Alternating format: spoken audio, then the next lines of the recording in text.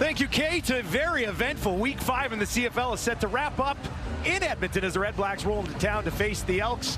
Edmonton, of course, 0-3 to start the season. Another slow start for the 4th year in a row. Ottawa also off to a bit of a slow start at 1-3, but they get QB1 back here this afternoon. Yeah, the Ottawa REDBLACKS will get their starter and their leader back in the lineup, in the starting lineup. Drew Brown missed 3 games. And in the one he did play, which was week 1 of the regular season, he threw for over 400 yards. The Elks are looking for their first win of the year. Their starter, Trey Ford, keeps improving. His only start versus Ottawa was a win, and he threw for over 300 in that one a couple of years ago. This team's got to win. Mark Killam, as you mentioned, looking for his first win as a head coach in the league. Losses to BC, Montreal, and Winnipeg so far. On the other side, in his 4th season with Ottawa, Bob Dice 3-2 versus Edmonton in his coaching career. It will be the Elks who will get the ball to kick it off. What do we have? We've given away $1 million with Save on Foods, a walk-off winner, a Stampede Bowl. What do the Red Blacks and the Elks have for us here this afternoon? That's taken at the 20 on the initial return of the ball game. Decent push all the way back out beyond the 40, and that is where we will get our first look at Trey Ford. Yeah, Paul LaPolice on the panel said before the game that he's got to find a way, whether it be using his legs, his great athletic ability to make people miss, or throwing the football. But I don't think I can remember, in recent history anyway, a team that more desperately needs to win. Now, don't get me wrong. There's some urgency for Ottawa as well. They've only got 1 win in the season. They're looking for number 2. But look at the Edmonton Elks over the last few years at this time of year. They have to be desperate. Started on their own 42. Ford gets it away near side. And that one is hauled in by Dunbar, his 15th catch of the season. And obviously, he's a big part of this Edmonton offense. Yeah, take a look at the O-line for the 2nd straight game. Mark Evans will bump over to guard, and Mark Corte plays center for David Baird. Still out. So you take a look in the receiving corps. Julian Grant. Bit of a roller coaster game in Winnipeg. Highs and lows for him, but over 100 yards at the end of the day. For him to have a big game here tonight, he'll have to. Yeah, he finished with 115 yards on 5 catches in that game. He's got 2 deep shots already this year. They'll try to pick up first down on the ground, pushing it ahead. It'll be close. Might be Cody Fajardo time here against his Ottawa defense. Well, here's something that's a little odd. Lorenzo Malden on the defensive line are the only one of the starters without a quarterback sack at this point in the regular season, and the Red Blacks have played 4 games now, so you know that they'll come in bunches when they do. Jonathan Santos-Knox is their leading tackler at 21, and I'm interested to watch Charlie Ringland play that safety spot out of the U of S. So welcome our viewers on CBS Sports Network, south of the border. Oh, very close here. You haven't missed a ton unless you love opening kickoffs. Cody Fajardo is close. Fajardo's getting up saying, I got it. Keep this ball on the field. Let's get another look at it here, though. Well, where they placed it, I'm wondering if they're going to bring in the sticks. Only the officials, they are going to bring in the sticks. This is how close it is. There's very little push. Like Fajardo with a little bit of second effort leaned across. Well, we are going to get a measurement here early. This would be the worst possible start for Edmonton. A turnover on downs just outside your own 50. And let's get a close look. Whoa! Literally just enough to avoid an early disaster. Hey, sometimes struggling teams need a break or 2. Does that count? Maybe that's 1 for Mark Killam's group. That was an inch. That was, I mean, it's as close as it could get, as close as it could be. So the offense will stay on the field after surviving a bit of a scare here early on at home. Move some protection around here. Ford on the ground. Nowhere to go. Might even be a loss on the play. Rankin looking for something up the middle, and there just was nothing there. Rankin in the backfield. He's got some fullback help in Tanner Green, trying to lead the way and get that kickout block. Just a nice gap cancellation there from Tayala. They do lose a yard, so it's 2nd and 11. There's 45% on second down conversions this season. Ottawa, they're going to bring some pressure. Trey under fire, trying to escape, throws as he's hit, and he's got a first down. Goes back to Dunbar, and Edmonton's offense will stay on the field. Full pressure here from the Ottawa REDBLACKS, and there's one lane that is left open. And that's the one that Trey Ford finds. That's to the C gap, just to the left of the formation. Cleon Lang tries to close it down, probably goes a step too far. Can't react in time, and a 14-yard gain on the fly, making it up as he goes along. Nice adjustment by Dunbar to haul that one in. He's got 22 yards early. Ford flips this out to Rankin. Got one block, turns it up, first down, more. Takes it down to the 20. Stiff arm trying to get away. Touchdown, Edmonton. Rankin takes it home. Flag on the play, but it's a 45-yard strike to Justin Rankin.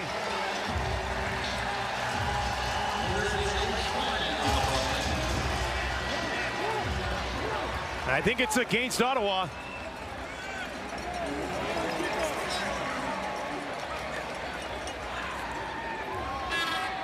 Major foul, face mask. Ottawa number 23. A 15-yard penalty will be enforced on the kickoff. Robert Priester gets the penalty, but let's take another look at the Rankin touchdown, his first of the season. Well, first of all, pressure off the edge from Ottawa, and Trey Ford has to just float this over to Rankin. Just jump it over that rush, get it into his hands, and what acceleration by Rankin once he had that football. Gone. 6-play, 68-yard drive finished. Ford, Rankin got a big block to open up some space. Did the rest himself.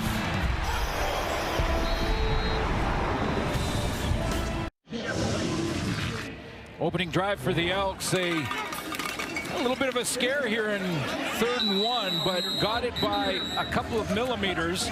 And then a couple of athletic plays from Trey Ford there, throwing on the run. 6 plays, 68 yards, and then this little loop pass over to Justin Rankin. Took up 326, 45-yard TD drive to get things started here.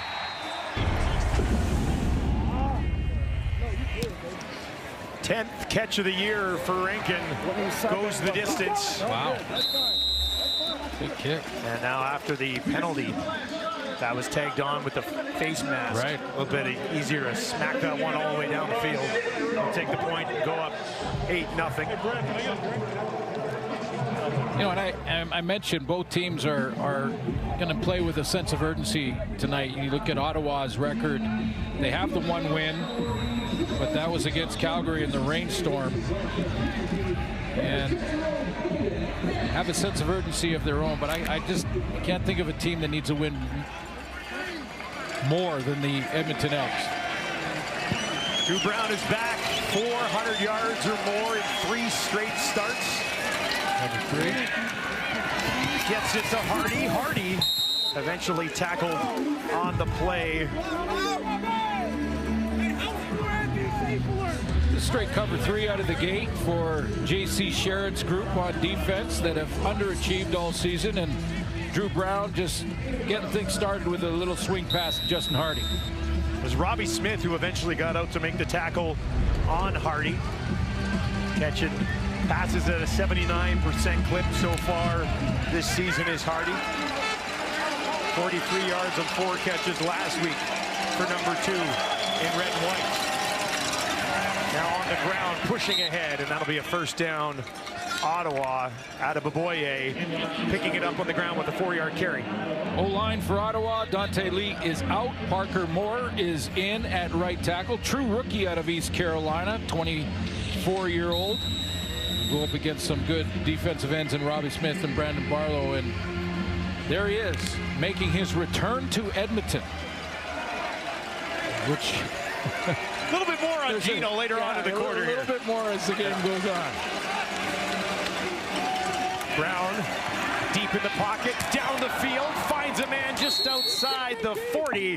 First catch of the day for Pimpleton. Just getting that waggle towards the line of scrimmage, full speed, get out, and then just going to sit it down. And when I mentioned cover 3 out the top, that's the start here. J.C. Sherritt, the defensive coordinator, playing zones and dropping 3 deep. So cover 3 is 3 deep zone. That was another zone look, and that's why Hardy could find that soft spot. 3 options out to the right for Brown, and now they'll bring an option underneath. They'll hand it off. Back to the line of scrimmage, no further for Adeboboye. Now the Edmonton defenders, starting with Jake Sorensen, who got his first sack last week against Winnipeg, will tell you they've underachieved. And for this team to get their first win, they have to play better. Niles Morgan, that means the leaders have to step up and lead. That means Niles Morgan's got to have his best game. And so does Royce Metier at that safety position. Bring the DBs together, get them going, get that first pick of the year. They don't have one yet. 2nd and 12 after a 2-yard loss. Ottawa works from the Edmonton 44. There's a flag that flies as Brown gets it away. It's caught by Keelan White, but this is against Ottawa, I believe. A Red Blacks receiver. Looks like there might have been 2 of them. Bit early. Yeah. They got into their downhill waggle, and it looked like they were in the neutral zone. Offside. Ottawa number 83. 5-yard penalty. It remains 2nd down. That's Pimpleton. Probably doesn't even need a head start, to be honest with you. That guy can absolutely fly. He gets caught there, and that'll back Ottawa up. What was looking like a pretty good drive. Drew Brown is going to have to pick up 17 here. Get back in field goal range at least. And good news for Ottawa fans is that he looks good throwing the ball. Had that hip injury, missed 3 games. Looks good in this first drive. Looking to throw here. Pocket collapses, but he gets away. Now he dumps it off. Adeboboye stopped at the 35. But that moves them back within field goal range here today. I think that's the concern. You look at your starting quarterback, a guy who, as I mentioned in that first game versus Saskatchewan, threw for over 400 yards. And how does he look? How does he look with the hip injury? It's on his left side. Rehabbed it. They started with Matthew Schultz in that first game and then went to Dustin Crum for 2 straight games, all losses. So very happy to have him back, and he looks pretty good throwing the football in that first drive. Lewis Ward just under 73% on the season. This one from just outside 40. It is up, and he sneaks it through inside that right upright. Crum did win the game in Calgary. Not all losses. He got one. Trey Ford looking to do the same. Edmonton in search of their first victory of the season.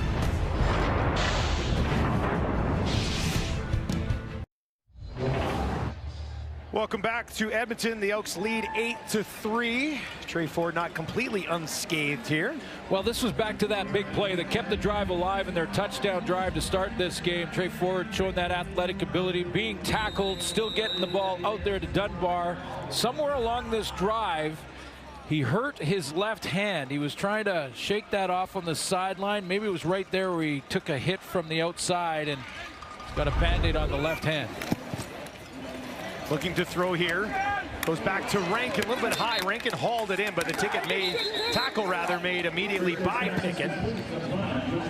So I think the good news is for Elks fans is that it's his left hand, not his right. But again, you see the progression, you see the improvement from week 1 and the last 2 weeks, averaging 280 in the last 2 weeks. Changed that touchdown interception ratio, nice 3-1 ratio. The one thing he didn't do last week against Winnipeg was run. Just 1 carry in that game. Yeah. Those last 2 games against Montreal and Winnipeg, both those defenses pretty solid. 2nd and 10 here though. Red Blacks bring some more pressure, zips it out to the 50, close to a first down. As he goes to Gittins Jr. on the play, 10 yards, and it will be a first down. Good run from that 3rd receiver spot. You can play 3 into the boundary now with the hash marks moved in closer to each other. There's a couple of choices there. Just fit that right in. So the those who think that Trey Ford can't throw from the pocket, that's a good example of the fact that he can. There were 3 defenders all around Giddens, and he put it right on him. Ford has started the game 5 of 5 for 77 yards and a touchdown. This time they'll reverse it. It's Dunbar looking for a block or 2, and he's got one. And that's enough for another first down for Edmonton as Jordan Maksimic goes a little bit deeper into the playbook. Well, it's misdirection because you got a couple of guys going this way, and you're thinking that the ball is going to just be handed off there, and here comes from the opposite side Stephen Dunbar. Little inside fake to Justin Rankin. Stephen Dunbar on the reverse the other way. 11-yard gain and close to field goal range. There's a look at the OC and assistant head coach Maksimic. 1st and 10. Ford turns, pressure right in his face, dumps it over the top for Rankin again, and he's got space once more. Down to the 35-30 before they track him down. Justin Rankin through the air having himself a quarter. Well, you just mentioned it, Dustin. I'm real impressed with Jordan Maksimic's play calling here. They go with the reverse, misdirection, get the defensive line thinking, then they go full-on screen play to Rankin, which works very well. Good athleticism from their quarterback and Trey Ford again to throw from an awkward position to get it to him. I know it's not a deep throw, but he has to throw around the rush. Nice variety of play calling here. Ford already at 100 yards, 68 of them to his running back. Now out into the flat. Yes. Wide open, his fullback, Tanner Green. And Green broke one tackle and then pushed out of bounds as his first catch of the season. This is what it does to defensive ends playing on the edge. When Trey Ford runs this fake and comes out this way, you freeze because you can't lose contain on number 2. See how they freeze here? They don't want to lose contain, and that allows them time to get it out there to Tanner Green. Well, back in the red zone once again after an 18-yard pickup to the fullback Green. And Edmonton will look to find the end zone again here. Ford this time tosses it in front of himself. They'll push it down towards the end zone. In! Touchdown Edmonton! Giddens! Second of the season.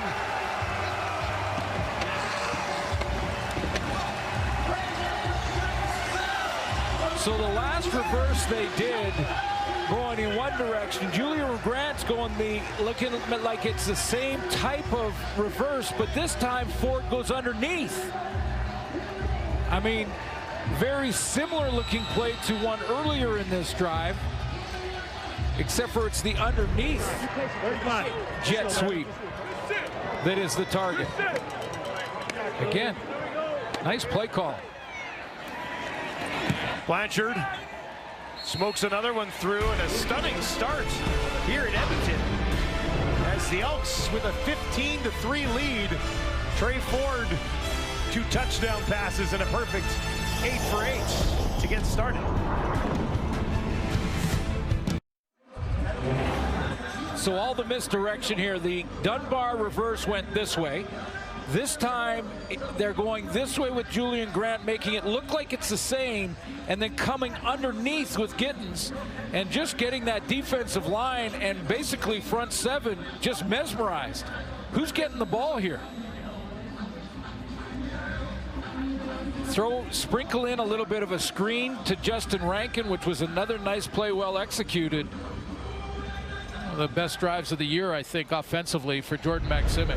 I think what kids say, or trendy people would say, Maksimic's in his bag right now. Okay. I think. I don't know. I might be wrong. On the return, Devin takes it back out beyond the 35, and Ottawa's offense isn't going to be going anywhere, so we could be in for some fireworks here this afternoon in Edmonton. Well, you think of the weapons that Drew Brown has at his disposal. Justin Hardy, Geno Lewis. Get to him, and doesn't have Addison. Yeah, that's the one guy missing from the, as Coach Dice calls him, from the Avengers. Oh, I like it. Yeah. Addison, 220 yards, 21 catches and a touchdown this year, not available today. On on the ground to start it out of Aboye. Right now it's Chomp. Short pickup on first down.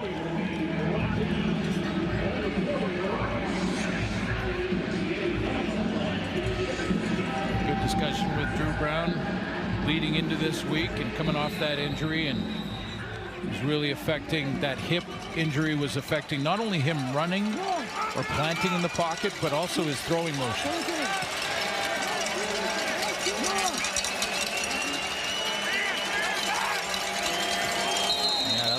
Yeah, receivers once again jumping the gun here. A couple of them, I think.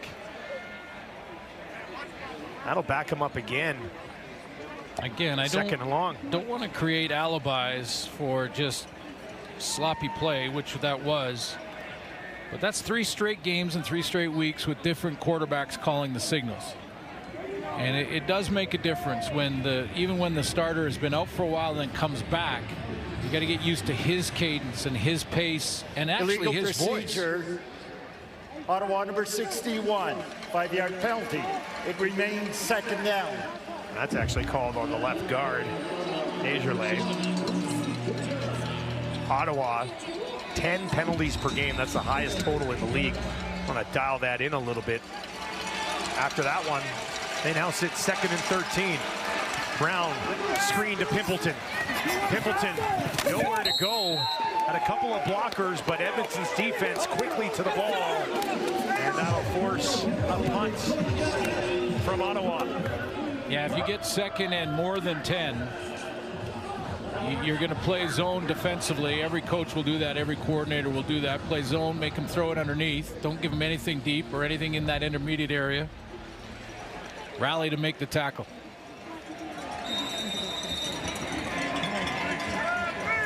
Leone stands just inside his own 25. Javon Leake set to return. Gets it away just in time. Nailed it. Leake a few steps back, has to take it at the 12. A 61-yard behemoth punt. Leake on the return, lunging back out around the 25. Well, Gino Lewis back in Edmonton with the Red Blacks. Tom Gazzola will have more on him when we return. I'd like to say this flew under the radar during the offseason, but it didn't. That superstar comment from Ed Hervey in reference to Gino Lewis made some headline. Let's send it down to Tom Gazzola for more.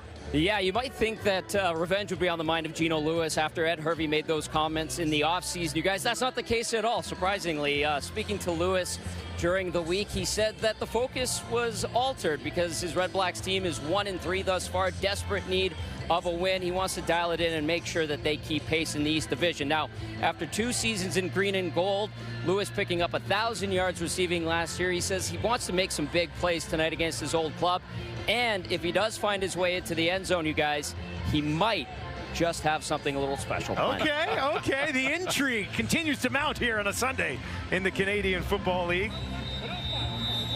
Yeah, I mean, I totally got it. It was a good conversation we had with him, and you know, he said, listen, if we were 4-0 going into Edmonton, it might be different, but Leak in at running back.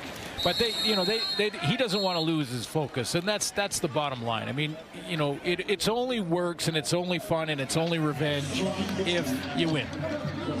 So that's his focus, 100%. And he wants to be a great teammate. He wants to make sure he's there for Drew Brown, who talked about him as a great route runner that people don't talk enough about. He can win the jump ball. We all know that. But he is an excellent route runner, and Drew Brown talked at length about that with us this week. But it's fun. It creates a buzz. It creates talk. But he's not playing against Ed Hervey. Ford in trouble and taken down, but nowhere to go on that one for Ford, as Bryce Carter has his 2nd sack of the season.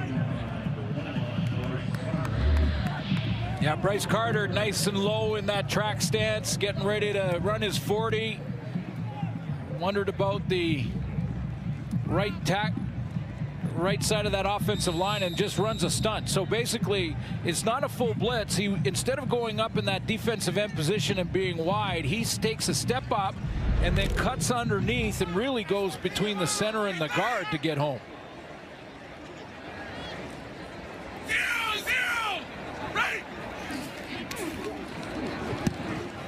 Cody Grace gets it away. It's going to bounce midfield and out of bounds. Well, Gino Lewis had some good years here in Edmonton. A few highlight reel plays along the way. One against the team he's playing for right now, and that he's talked about with his new teammates. But yeah, I mean, we know about the jump ball. We know about the 50-50 balls that aren't 50-50 when it's him or a Kenny Lawler in the league. But focusing on getting that W and being a good teammate leads his team right now in money catches for first downs. Just a 38-yard kick, so great field position here for Ottawa. And I believe that's the first touch of the day for William Stanback. But I believe it was Enoch in the panel that was talking about how Gino Lewis has not had a touchdown throw or touchdown catch since Drew Brown went down. So, you know, the receiving core, and this is not a shot at Dustin Crum or anything like that. He's a different style quarterback. Drew Brown's a pure passer from the pocket. You know, Gino's excited about the possibility of big numbers tonight. 2nd and 6 on the Edmonton 50. Brown looking to pass here. Down the field into no man's land. And that falls incomplete at the end of the quarter. That's actually the first incompletion of the football game by either quarterback. Edmonton looking for that rare June-July victory. They lead 15-3 at home against Ottawa.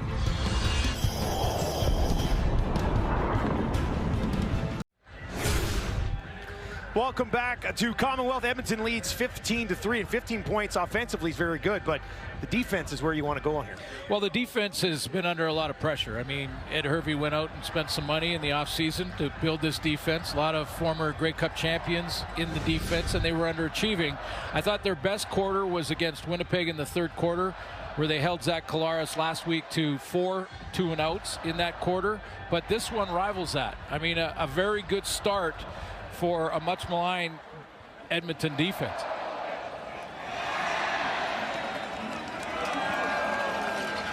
Consecutive 2-and-outs for the Red Blacks. Having said that, Drew Brown is going to get back into that groove at some point. This drops in just outside the 10. And a little bit of room on the near side for Javon Leak. Leak doesn't need a block, gets by a man, now tries to cut it back up the field, runs out of space just outside the 40. Nice tackle at the end of the play. A 35-yard return, though, for Javon Leak. Instant field position for Trey Ford. Yeah, I think Bennett Williams is the guy who finally makes the tackle, but the great speed by Javon Leak to get the corner. You got to get the edge, and there's one contained man that's trying to get as deep as he can to the ball, and if you get around that one, you got something. And here comes the tackle. That was a big one, or he's still running. That was Bennett Williams. Came flying in there. Return all the way out to the Edmonton 47. Ford 8 of 8 for 126 and 2 touchdowns. Throwing again, or he wanted to. Now he's going to take off on the run. There's a flag as he escapes, and he's got a first down on the far sideline. That'll be holding. Let's see if this one's coming back. It is. Holding. Edmonton number 61. 10-yard penalty. We're going to replay first down. That's Mark Evans, the 25-year-old in his rookie season.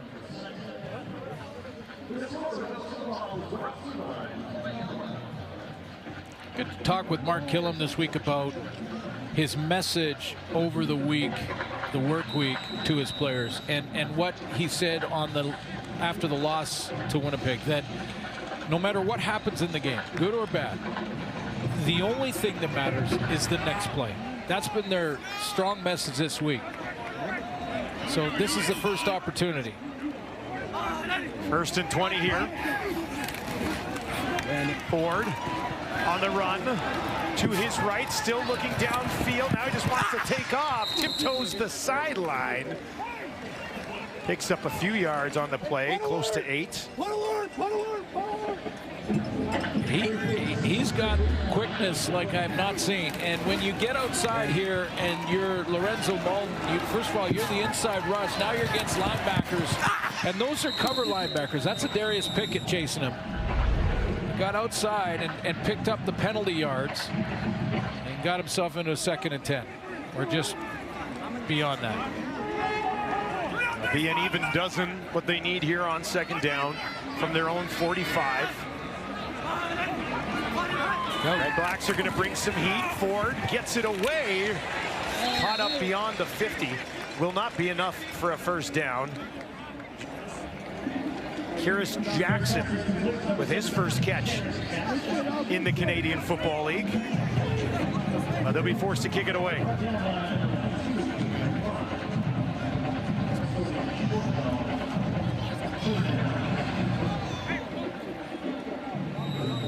Pimpleton and Dedmon back there. That's 2 pretty dangerous guys. Well, and then you think of Javon Leake. Yeah, on the other side. On the other side. Hey, we had another $1 million. Yeah. I guess not for the punt, but. Well, no, not for punts, but the potential is here tonight with these guys. Grace, a high kick. That hangs up there forever. Pimpleton takes it, trying to find some space. A little bit of a hesitation, can't emerge from that pile on the far side, and he'll take it out of bounds. A little stormy this morning here at Edmonton, but it's cleared up nicely at kickoff for the Red Blacks and Elks. Scan the QR promo code on the screen to get 35% off Crave monthly plans for your first 3 months and stream the biggest blockbuster movies and hit series that you can't stop watching. Crave, proudly Canadian.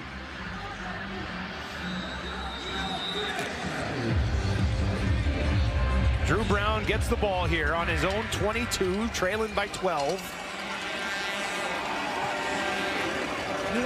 On the ground to start it, right up the middle. Stanback's got a 1st down for Ottawa. 12 on the ground.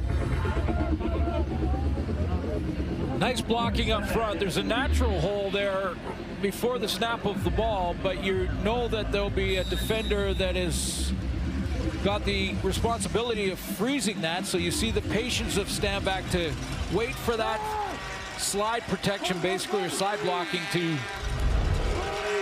unfold before he makes his break. Now from the 34, Brown. And that one is dropped by Gino Lewis. Very rare to see Gino that wide open and not haul it in. Yeah, and in this one, he's shaking his head on his way back to the huddle because he was trying to spin out of this before he caught the ball, before he secured it. See how he's already trying to make the turn? He knew the defender was coming from the inside out, so he started to make the turn before securing the football. 1,000 yards last year with Edmonton. 10 touchdowns as well. 2nd and 10 for Brown. 3 out to his right. Dumps it off to Stanback over the middle. Tackle made immediately. Nowhere to go for Stanback on that one. Jalen Garnes, one of the new guys on the block here in Edmonton, makes the play. Is this Edmonton defense going to have their best game of the season? Is this the coming out party? Is this the coming out party for a defense that many thought were going to be the top defense in the league, and that just hasn't transpired so far? Leak slides back and to his left, takes it at the 16. A little bit of space up that far sideline, and he's still going. Here goes Javon Leak. How about this? Midfield, one man to beat on the near side. He'll take it down to the 40. The race is on. He gets to the 20, all the way to the 5. Look out, is he there? Oh boy, that's close. Touchdown, Edmonton. He let up for a moment and had just enough juice to finish the job. That was close. Oh, he was on the 5-yard line, thought he was home free, thought it was over. But there was a backside second effort that was on its way, and he just saw him in time. But look at the acceleration through the hole. That's just great flat out speed. 94-yarder, but watch how he gears down here thinking, okay, I'll glide the last 5, and then that was close. We've seen it happen before, but that's across the cone. Would have been an all-time backfire letting up like that. 94 yards. 6th return touchdown this season in the CFL. Javon Leaks got one. And Edmonton now leading 21-3. Did you hear Mark Killam there? I think he said you're back. He said you're back. It was great. It was great all the way to the end zone, all the time.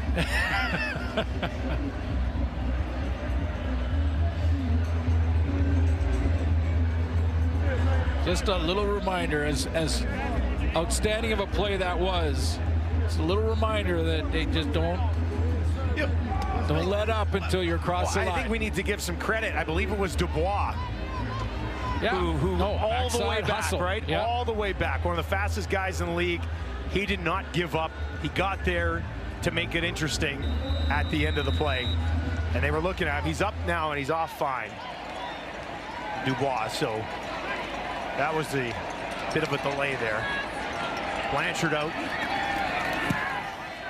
And that one's right down the gut. And Edmonton, offense, defense, special teams, all clicking here on a Sunday at Commonwealth Stadium.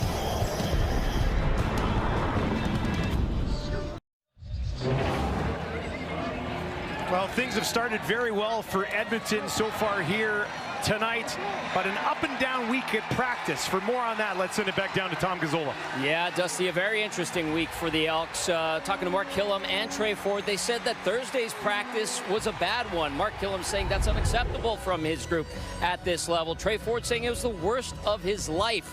All levels. Now, to the team's credit, it did bounce back with one of its best practices of the season on Friday, and Killam admitted there have been some good spurts for his Elks squad so far this season. They've yet to have a complete game, but like Schutz alluded to, the messaging from the coaching staff is this group needs to be coach-led, player-driven. It's a good way to break it down, isn't it? Yeah, absolutely. Take ownership of that locker room, and you set the standard.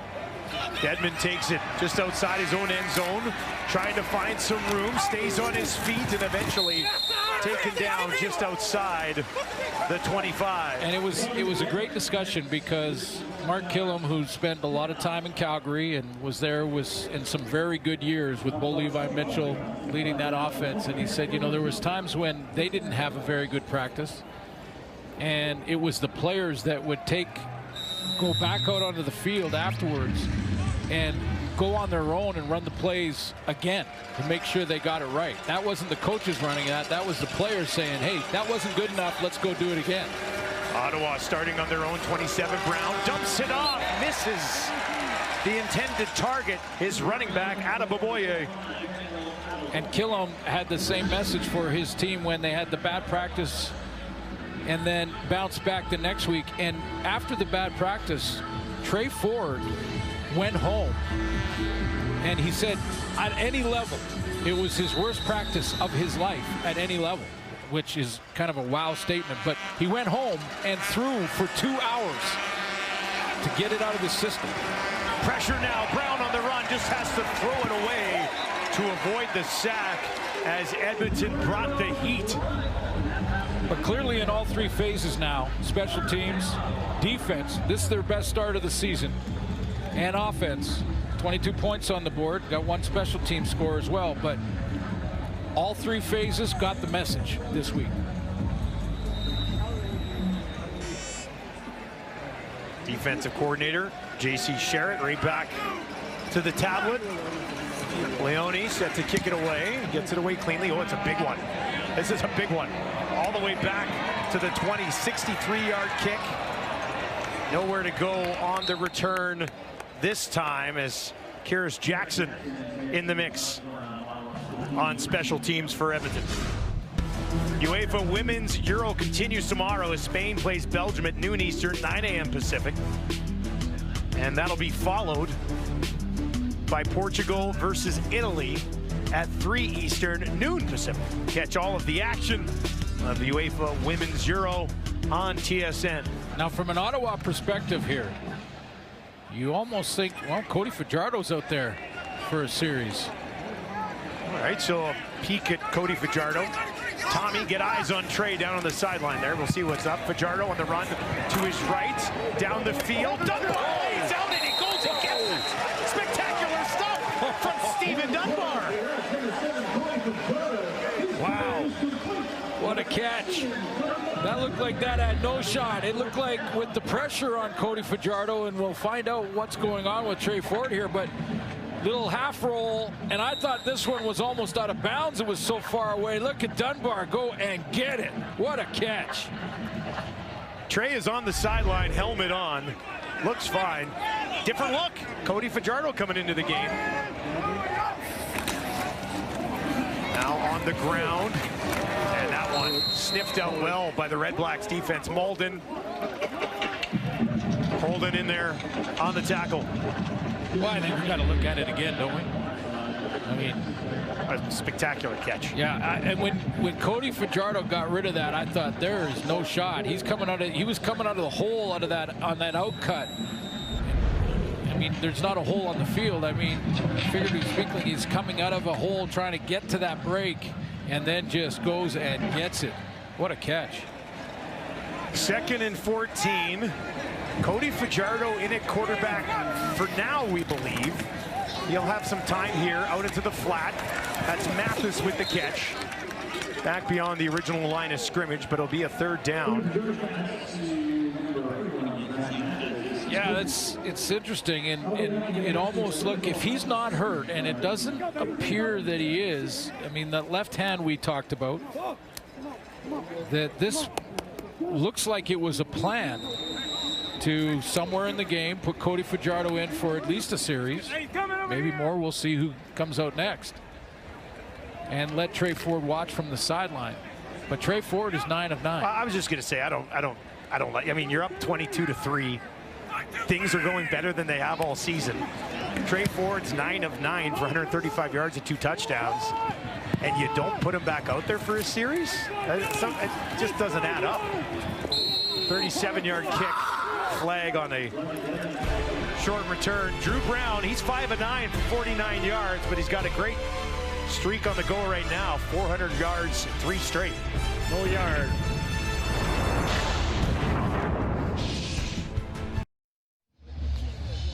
Well, you don't like seeing this on that return on the far sideline. Devontae Dedmon went down and has not got back up. They're bringing out the cart for him here. Here's a look at it. Ooh. Yeah, the knee got caught underneath in that tackle, and DK Bonhomme on the tackle, and the cart is out on the sideline. See both training staffs over there right now.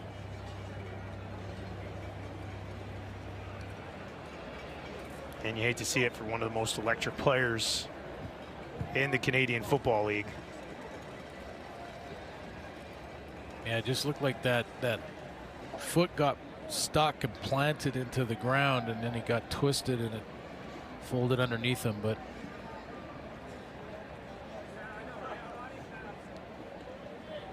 looks like they're going to lift him up. There he is, keeping that leg stabilized. And he'll get some help into the cart by his teammates, and a round of applause from the fans here in Edmonton. just an outstanding kick returner. Best kick return average in the league last year at almost 30 yards a return. 5 kick returns last year over 40 yards. That led the league as well. Obviously emotional as the cart gets set to pull away.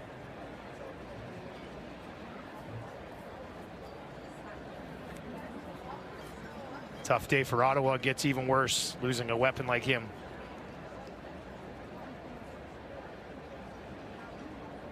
And you're right, it was just his leg kind of got caught As Bonon went to spin him around. Got rolled up on a little bit. And hopefully it's not as bad as it looks.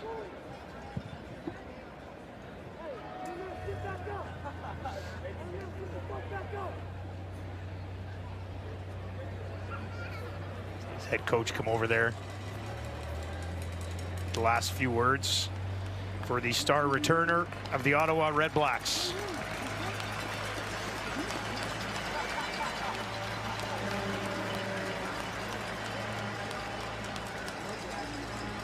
Used both him and Pimpleton in the return game.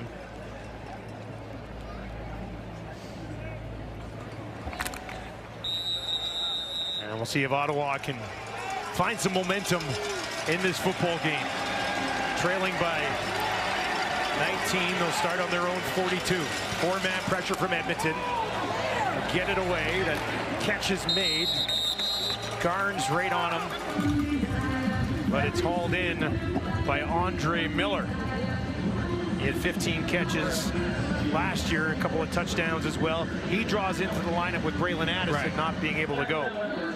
Addison was leading the team up to this point, but he's not available, so Andre Miller takes his spot. They really liked him in training camp.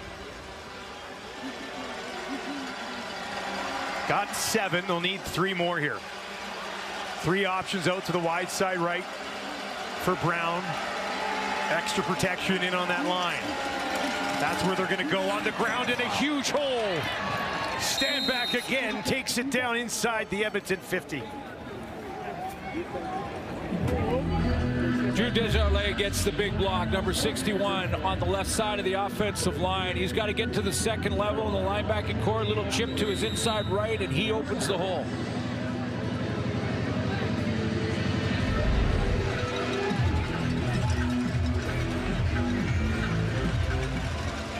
$15 for Stanback. He's got 29 yards on just 3 carries in this ball game. Empty backfield here for Brown. Now they'll bring Pimpleton underneath. He finds a block, stays on his feet, cuts it back. Here goes Pimpleton down inside the 25, tripped up just inside the 20. He was thinking of taking it home too, wasn't he? Well, he also thought at the end of the run that he was tripped by his own guy and wasn't down by contact yet. But I think the whistle did blow. Yeah, this was vision on the outside. Gino Lewis trying to get a block. It was an inside cut on Royce Metier. Ottawa inside the red zone from the Edmonton 18. Brown, Pimpleton, and he's hammered. Held on to the ball, but he took a pop from Bynum. How about that? And a throw from Drew Brown that protected Pimpleton. Actually did. I mean, I know it was a little bit high, had to go up, but it allowed him to catch it with his back to Bynum. He had to turn around. He's catching that one right in the chin. 4 yards the hard way for Pimpleton there. 2nd and 6 from the Edmonton 14. Brown, does he look end zone? Short of it, but he's got a first down. Goes back to Pimpleton, who thought about getting up and going after it. That's his 5th catch of the ball game. Yeah, starting to see Drew Brown get into a bit of a rhythm. Drew Brown starting to show us again that quick read and release ability that he has. That's the one thing Drew Brown does so well, is his ability to quickly recognize the defense, get the ball out of his hands to his receivers. Starting to see that come back a little bit here. Drew Brown sends Gino Lewis out in the slot to his left. Pimpleton will go there as well. Stand back in and running back. Brown waits from the pocket, goes to the end zone. Who else? Of course, Gino raises the roof, and it's return to Commonwealth. Touchdown, REDBLACKS. You know, the other thing Gino Lewis told us in our call was that he wants to put on a show for the fans that still love him here in Edmonton, and there are tons of them. In fact, before the game in warm-up, he was talking to kids and signing stuff for kids, and he does want to put on a show, but you know, deep down. Had the one drop earlier, comes back, and is back in the touchdown column. That's his second.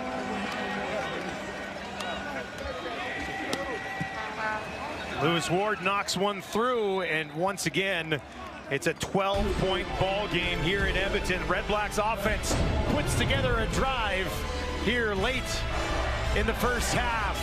Gino Lewis back in that Edmonton end zone. Well, well, well, Edmonton, all three phases have come to play, and then we have the return of Gino Lewis. And by the way, Paul has been working so hard, as the kids would say, Lapo's in his bag. You're going to have to see it at halftime. Trust me. Right, Lapo? Sure. Okay. Sure.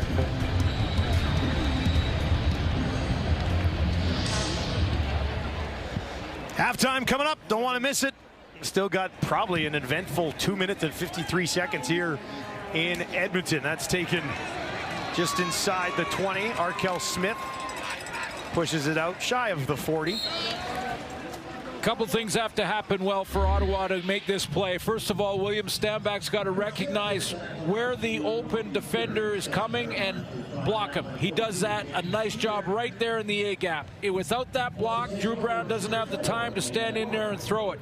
Now, Drew Brown told us about Gino Lewis as a route runner. Here's a great example of exactly what he was talking about. Watch him outside fake, lean into that outside cut, and then right back to the post. What a play. Kobe Williams could only look and watch. Trey Ford is back in at quarterback, so he appears to be fine. Gets it out to Dunbar. And Dunbar breaking a couple of tackles, pushing it ahead. Trey Ford is 10 for 10 to start this game. Dunbar has received the majority of those. That's his fourth catch of the game. Yeah, I've seen it before. I've seen it many times before, where just as a change of pace, there'll be a package for a veteran quarterback that happens to be number 2. Not a fan necessarily. And that's not a slight on Cody Fajardo by any stretch. You just have a quarterback who's 9-9. Ford, a ton of time, gets it away, hit as he throws, and there's his first incompletion of the ball game. A little too high for the intended target. Looking for Gittens, I believe.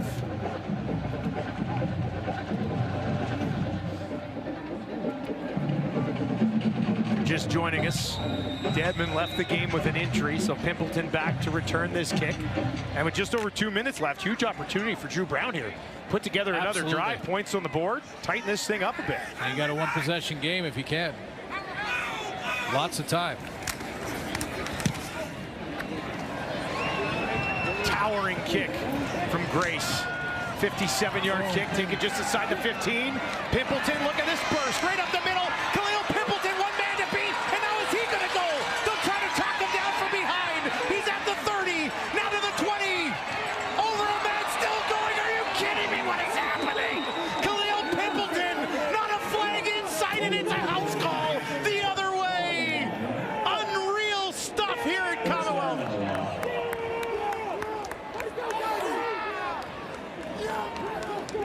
Okay. Wow. Special teams in the Canadian Football League. How good is this? Javon Leake has one for Edmonton already tonight. Pimpleton now breaks a couple of tackles, keeps his balance, stays outside, outruns the angles, and then puts the brakes on. Little jump, cut back inside. 97-yarder. Wow. 94-yard punt return from Leake, 97 from Pimpleton. If you have the over in the game, you're loving the first half.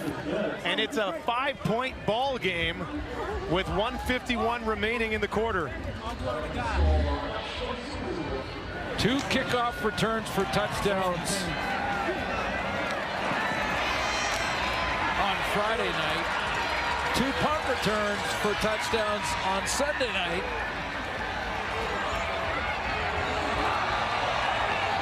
Putting on a show. They're showing off now.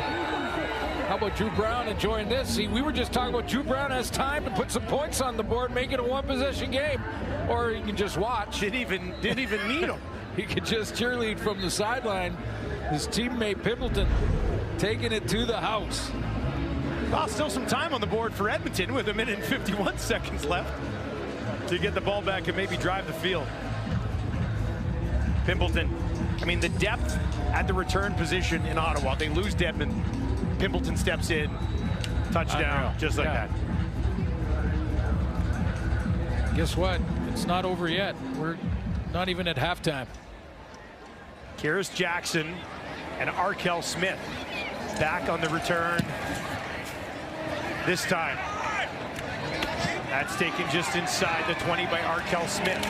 Smith runs into a wall at the 40-yard line, and that's where Trey Ford will get the ball. Less than 2 minutes to operate, but he's got a lead.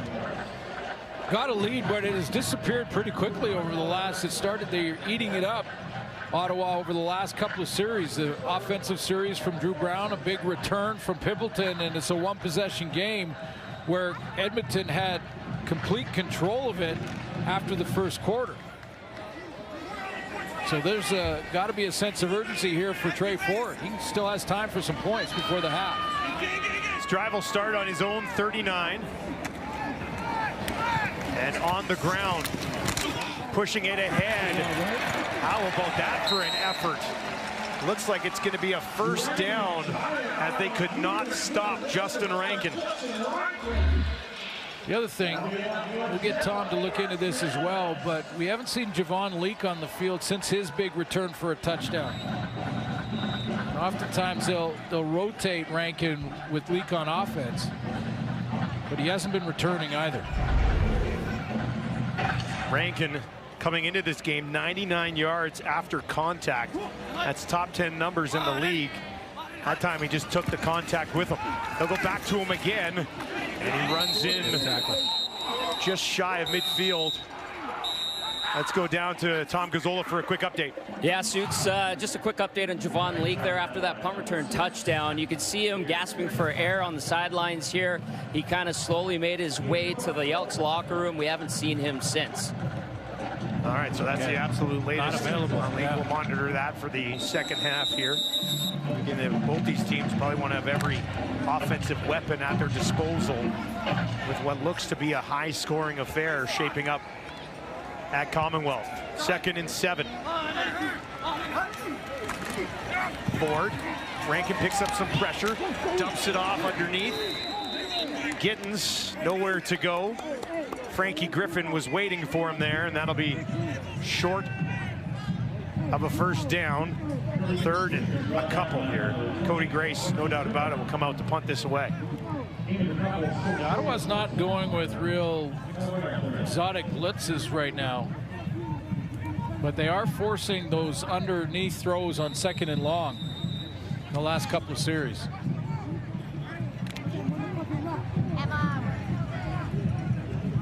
Pimpleton stands on his 5, just took one back. He might still be tired.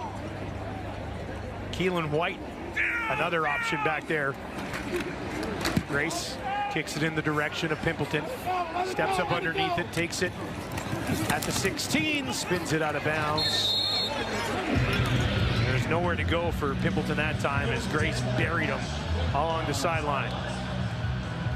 What do you focus on at the half here? Caden, the guys. Yeah, just like it happens in a lot of games for different reasons at different times, but you have to change the script in the final couple of minutes of the half, and certainly in the final 3 minutes of the games, because a lot can happen, like what happened last night in Montreal. The BC Lions getting a last-second win. Much needed win for the Lions with Rourke back at the helm at quarterback. On the ground, another huge hole pushing ahead, close to a first down. Adeboboye back in. There's also a flag on the far side of the field. Ottawa's starting to get that run game going a little bit. We saw William stand back, nice block and a couple of runs in the last touchdown drive for Ottawa. offensively. Adeboboye getting a chance. They're really rotating them almost equally throughout games over the last few weeks. Adeboboye, 19 carries on the season for 147 yards. That's 7.7 yards per carry. Stanback, who had a heavier workload earlier in the season, has 30 carries for 153 yards and 5.1 yard per carry average. Major foul. Face mask. Edmonton, number 45. We're going to go 15 yards from the end of the run and a first down. All right, so 20 seconds left. Face mask brings it up 15. Maybe a quick throw, and they're in field goal range here. Adeboboye trying to go off the block there. You see the left hand on the face mask. Correct call. Brown dumps it out, far side, Hardy, and Hardy takes it out of bounds just beyond the 50 with 14 seconds on the clock. Really quick decision and play call here to get when you get Drew Brown to let go of the ball and put it right where he put it for Hardy, so that he can look at the defense coming from their different angles. It seems like a small thing, but it's so important. If Hardy has to stop or bend backwards and takes his eyes off the defenders, he doesn't make that yardage. Now they got a chance for a field goal at the very least. Gotta hurry. Back on the ground, Adeboboye pushes it over midfield. 10 seconds remaining in the half. Yeah, interesting call to run the ball, because the clock will start as soon as they set the ball. Unless they call a timeout here. Lewis Ward is long on the season. He's 50. Quick out.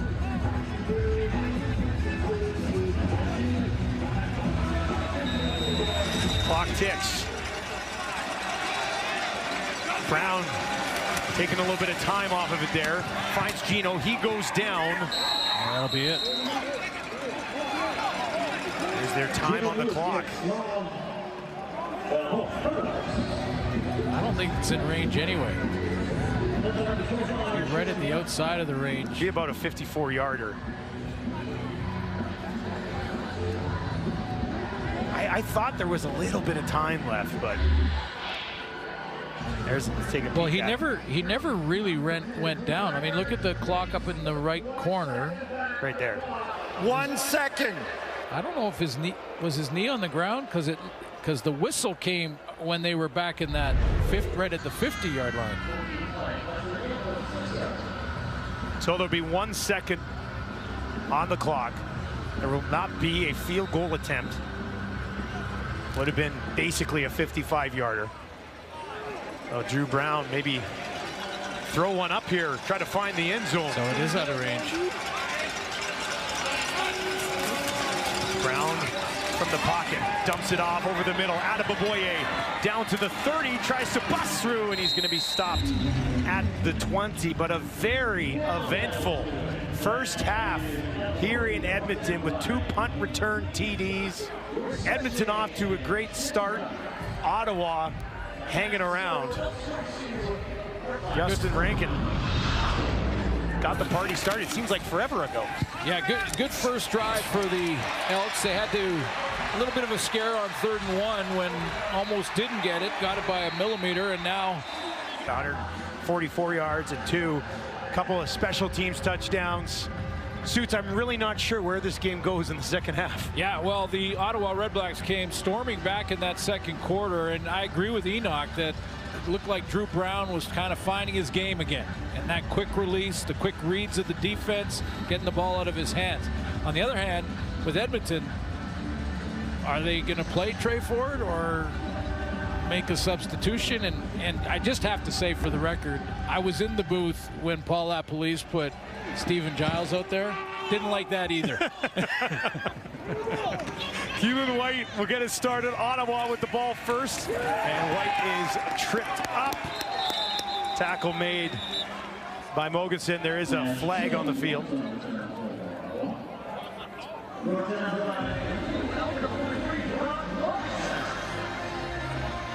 Major foul. Unnecessary roughness. Edmonton, number 99. First down. Silas Hubert, 99 on Edmonton. Killam not happy at all. And he's given it to the officiating crew, not necessarily a player that he would look to hold accountable. It's a play that came after, or a penalty rather, that came after the play ended is what we've been told. So it moves the ball up to the 46.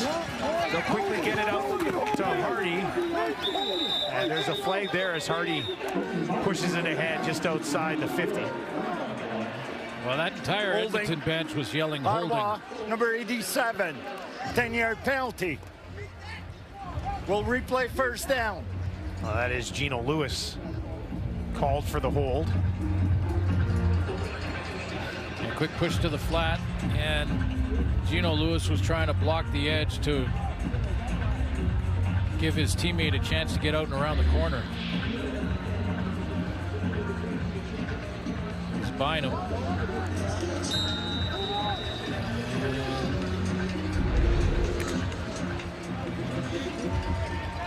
You don't put that in the questionable category. Backs him up 10 though, 1st and 20. Big penalty here early in the third quarter. They'll clear out the backfield for Brown. He's got 4 options out to his left. Throws to his right, back to Lewis. And he'll take it up to the 44. Tackle made there by who else? Nick Anderson. Just real quick recognition of the defense and what Drew Brown does well. See, watch how quickly he makes his decision here. He takes a look at the defense. He sees it's his own drops, and he knows exactly where he wants to go with the ball.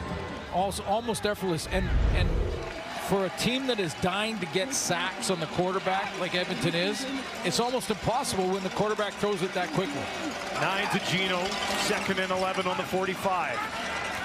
And that one through the hands of the running back, Stenbeck. I'm not sure he would have been able to pick up the first down anyway. He would have needed about 8 or 9 yards after the catch, but gotta haul this one in. Yeah, we've seen it a couple of times tonight where you just don't take that split second to secure the ball first. Take a peek. It happens to the best of them. There's Javon Leake. He's back, went to the room after taking back a 94-yard punt return. Did not return in the first half. This is a low kick. It's going to bounce at the 20. One hops out of bounds just inside the 15. Leake could never make a play on it. By the way, we had 400 yards of return yards in the first half. But let's take a look at Trey Ford's first half. He started out with a touchdown drive and a couple of athletic plays. That was one of them, being tackled and still getting it out there to Dunbar. Real good play calling in that first quarter by Jordan Maksimic, who mixed up some screens, got Justin Rankin going, and Trey Ford started the game 9 for 9. It was a little underneath score. Actually, Trey started 10 for 10 in the first quarter and into that first half. Starts here on his own 13, high snap, gathers it, in trouble, ball pops out, he's trying to get on it, but Ottawa takes it away, and Griffin's going to take it in for the touchdown. What a turn of events. Red Blacks go on top.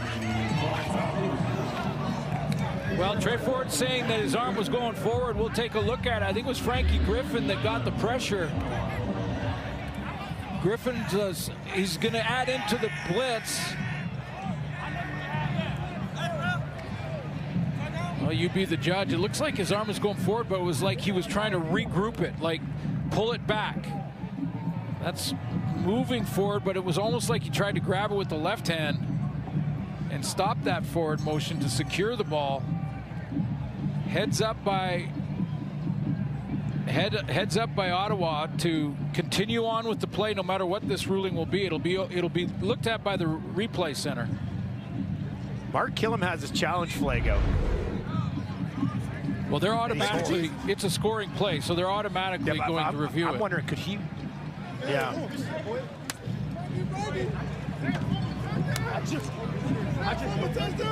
So look, I think Killam might be thinking about something else here, though.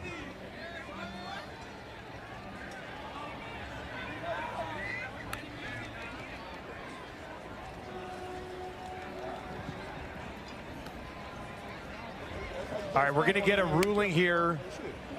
Pre-Killam decision on a challenge. Upon review by the replay center, the quarterback was down with contact prior to losing the football. Therefore, the ball will be placed on the 3-yard line, second down. You say the quarterback was down prior to losing the football? Yeah, they're saying that Trey Ford had control of the ball and was down by contact. That can't be right. I mean, he wasn't.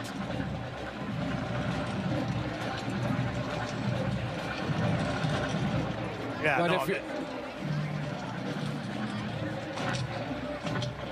and now Killam's throwing his challenge flag. well, they want to just get it straight, although There was miscommunication with the replay center. It was a fumble, but the Ottawa player was down with contact. so it's Ottawa's ball Now- on the 3-yard line. Edmonton is challenging the previous play for roughing the passer. Exactly. The play will be reviewed by the replay center. So this is where I wanted to bring up. That's what when I said he was looking at something else. If you watch the play, hands to the head of Trey Ford here. Killam's going to challenge for a roughing the passer call. Watch right here. Right there. Oh, yeah. That is going to be a roughing the passer penalty, I would think.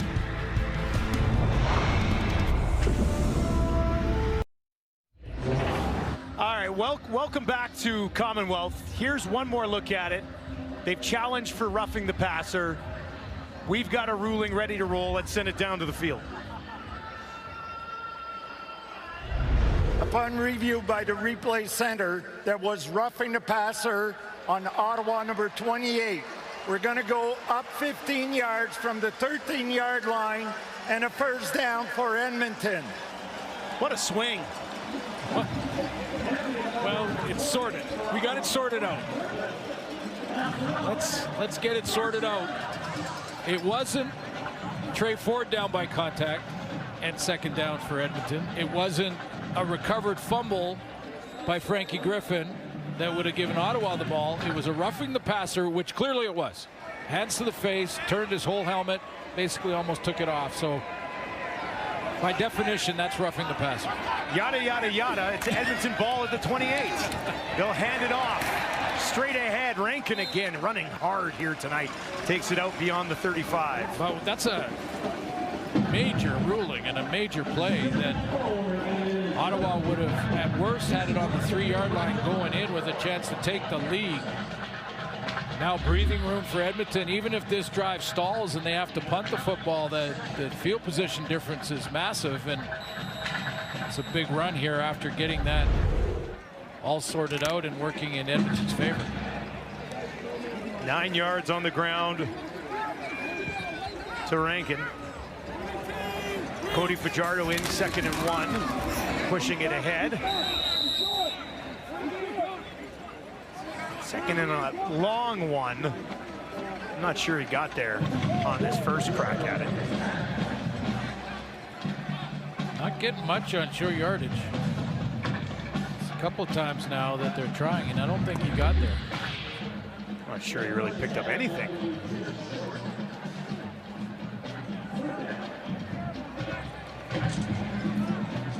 I still don't know why. I would just throw it out there one more time. Bit of a pet peeve that they don't just run regular offense, spread it out, have your receivers out there. You have to go cover them if you're defense. 3rd and Not inches. sure. Fajardo trying to push ahead. Ottawa's going to say he doesn't have it. And is this a turnover on downs? If that's the spot, I don't think that's going to be enough. Call for the chains once again. If you missed it in the first half, very first drive, we saw a measurement and Edmonton got it by a matter of centimeters. Killam just shaking his head. He doesn't think so. I think he's looking at it saying, he's right down the line. He's looking at it saying, I don't think he got there. That's his expression anyway. And it is a turnover on downs. It wasn't even close. Half of a yard at least short. So you go 2nd and short, don't get it. 3rd and short, don't get it. Well, again, look at you bring all your offensive players in, and that brings all the defenders in. And now it's just my will against yours, who gets lowest and all that. We see every team does it. Why not leave the spread offense in there? You got to cover down every receiver so there's less people in the box, and take a gap and hit it. You still do quarterback sneak. Ottawa's defense comes up big. White with the catch, nowhere to go. Serezna eventually there to finish him off. It's his first catch of the game. I'll tell you something, though, for that Ottawa defense to let the ruling that happened inside the 5-yard line go and move on and play the next 3 downs full out, get the stop and the turnover on downs. That's resilience from that Ottawa defense, just letting that bad decision go. Ottawa loses a yard, 2nd and 11. And now they, once again, way ahead of it. 3 Time guys. count violation, Ottawa number 5. 5-yard penalty. Oh. Still 2nd down. And it's announced as a time count penalty. So it'll be 5 yards and back him up. That had to be all go routes by the Ottawa receivers. They were all gone. It was all go routes, and they were so excited about that call that they hit the line, because I think all of them were offside. 2nd and 16 on the 43 for Brown. Over the middle. Up to the 35. Went back to Andre Miller, his 2nd catch of the game. And after the turnover on downs, they'll have to settle for a field goal attempt to make it a 2-point game. Yeah, but this is a win for Ottawa. This is a kind of a series of events that has turned out that a possible 3 points, very makeable field goal here for Ottawa, and that ruling could have really demoralized this team, and it didn't. He hit from 42 earlier. This one also from 42. Left hash. That one is up, a low kick, but it's through, and we've got a very interesting 2-point game here in Edmonton to wrap week 5 in the Canadian Football League. Well, for over 20 years, along with the CFL and its member clubs, the Purolator Tackle Hunger Program has delivered over 25 million pounds of food to families in need. Go to PurolatorTackleHunger.ca to donate now. Grey Cup in attendance here today in Edmonton for the Purolator Tackle Hunger game. There are the remaining 4 stops, off to Regina, Winnipeg, and Calgary in August. And then the Hammer on September 1st. It'll be a big game on Labor Day. Edmonton leading by 2. Was once 19. Start on their 40. They'll hand it off to Leak. He's got nowhere to go. Spins ahead for a yard, maybe 2 on the play. In that first half, Trey Ford threw all 12 passes basically. There was one that he was slightly outside of the pocket, but he threw 11 from within the pocket. And that one series where Jordan Maximic had the play call and going, where he had the reverse, and then a reverse that looked the same but was an underneath throw, and the screen was worked in there. One of the ways that they can maybe kickstart this offense is get Trey outside on the run. Let's go, D. Needs 8 more yards here. It'll be an empty backfield. Now a little bit of help protecting Ford. Down the field, lays it out there. Was it caught? Oh my goodness! Javon Leak, how'd you do that?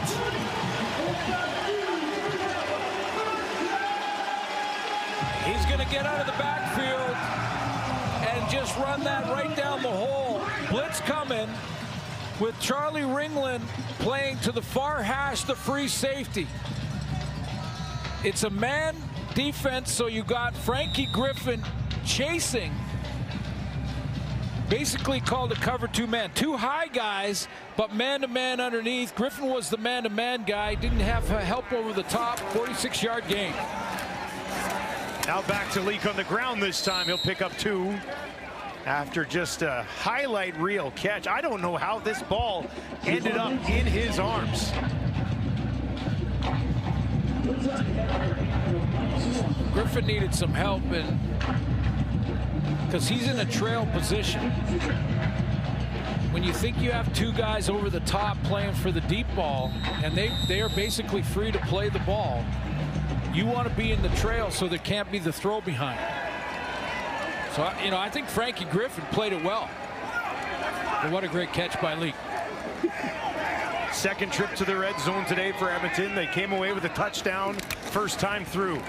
Ford under pressure on the run to his right. Nowhere to go, but he escapes anyway. This is spectacular. Takes it down to the 15 and eventually is stopped short of a first down, but he made something out of nothing. Starts with play action and bails to the right, resets, doesn't like what he sees, and really doesn't have the time to get it down there anyway. Just another spectacular, ended up being, an 8-yard gain? Darius Pickett stopped him short of picking up a first down. So Blanchard will come into the game. He's hit 5 field goals in a row. That'll be 6 as he puts it through, and Edmonton's lead jumps to 5 with just over 6 minutes remaining in quarter 3. Drew Brown about to get the ball back here in Edmonton. Let's flash it back. He picked up in week 1 where he left off last year, didn't he, Suits? Yeah, really did. He's 34-41 for over 400 yards. 4 times now in his career he's done that, and didn't get the win in Saskatchewan. But it wasn't because he wasn't hitting his receivers. 3 consecutive 400-yard games for Drew Brown. Of course, a hiccup along the way with the injury. But gets the ball back, trailing by 5 here on his own 40. He'll move everybody over to the left. Under pressure, gets away again. Brown throws it ahead. It was over the line of scrimmage when he threw that. The flags fly. He was about a yard over the line of scrimmage. I believe that's what this penalty is going to be. Yeah, it's a forward pass, whether it's underhand or overhand or sideways like he did it. And it was across the line of scrimmage. So it'd be an illegal throw. Hip's good though. Like, he's escaped a couple of times tonight under pressure. Yeah, he is, and he's got a ways to go to get to that 400 mark tonight, but there's still lots of time.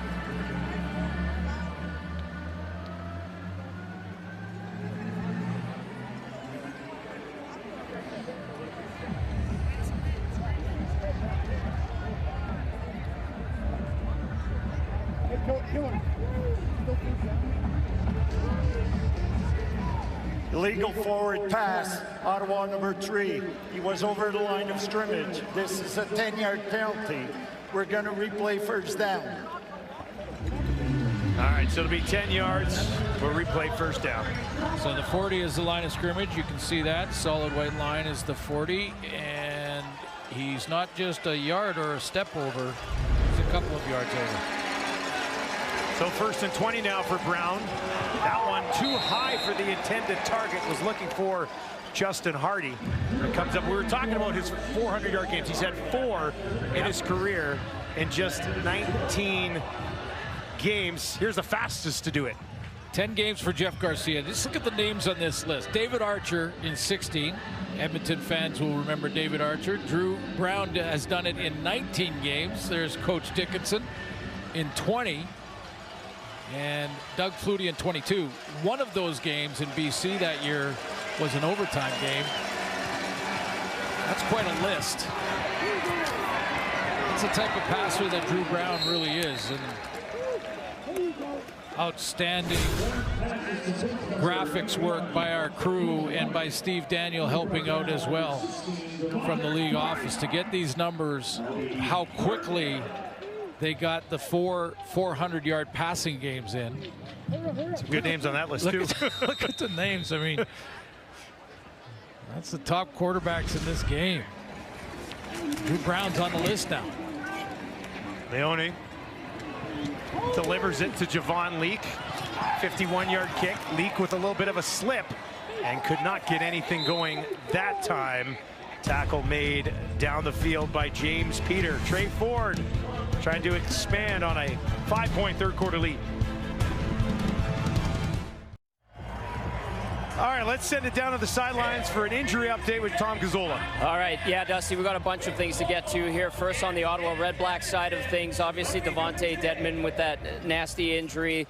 The team just saying, listen, he's out for the game. They're reassessing and evaluating that leg injury. So we know that he won't be back in the game. And then Charlie Ringland, DB for the REDBLACKS, also out due to a hamstring injury. And then we've seen Javon Leak make his return. He fell and took a shot to his midsection on that punt return touchdown. So those are the updates, obviously more severe on the Ottawa side of things. And Ringland, the starting safety for Ottawa, out of the game. And big for Edmonton to get Javon Leak back.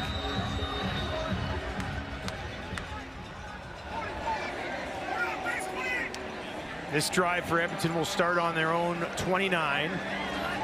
Gittins will move over in the slot to the right of Ford. Ottawa brings a little bit of pressure, far side. That's Dunbar again. And he gets a good chunk on first down. Dunbar with his 5th catch of the game. That's leading among Edmonton targets.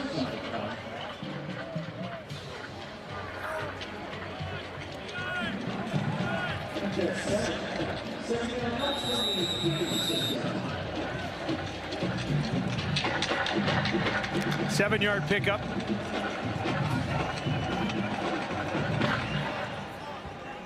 For Dunbar from Ford there.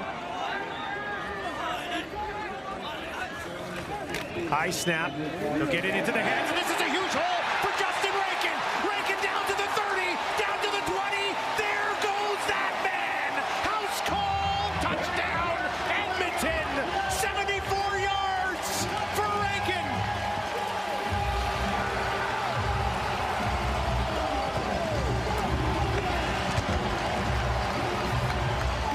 No second level for Rankin. He hits the hole and is gone. There's great blocking up front. One cut and no second level. No linebacking core, no defensive backs back there. Everyone had come close to the line of scrimmage and Rankin hits it. Rankin with his first 2 touchdowns of the season today, 1 through the air, that monster one on the ground. He's got 93 yards on 7 carries, 68 yards on 3 catches, and that one is up, and Blanchard does sneak it through. And the lead once again, Edmonton by 12. Just some great acceleration in the open field though, but linebackers got buried in the mix, up in the mesh. You see Javon Santos Knox, he was tied up, couldn't get off his block.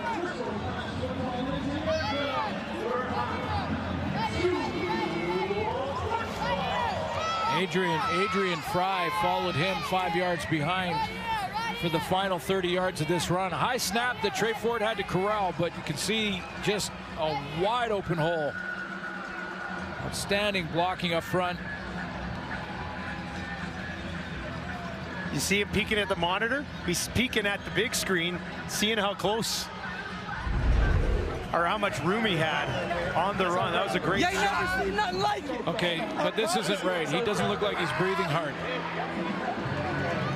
Hey, that boy looks fast. Yeah, he looks fine. It's a slider. It's like full sprint for 40 yards or however long it was. 74. Keelan White, Pimpleton back to return this kick with 3.5 to play in the third quarter. That'll be kicked away from Pimpleton. White will take it on his own 15. Untouched to the 30, finds a little bit of space. Oh, and he was tripped up. He had something cooking there as well. One more time to the touchdown. Let's give some credit here to Mark Corte and Gregor McKellar. The center blocked down, McKellar blocked down. Watch how they just open up this hole. Center and right guard, huge blocks here, create a pile, and Rankin just needs to hit that. The DBs are all up, and the hole is right there for Rankin. 161 yards of offense and 2 touchdowns. He's a fantasy darling today, is Rankin. Now there's a burst the other way, almost all the way up to midfield. Adeboboye with his best piece of work so far this evening.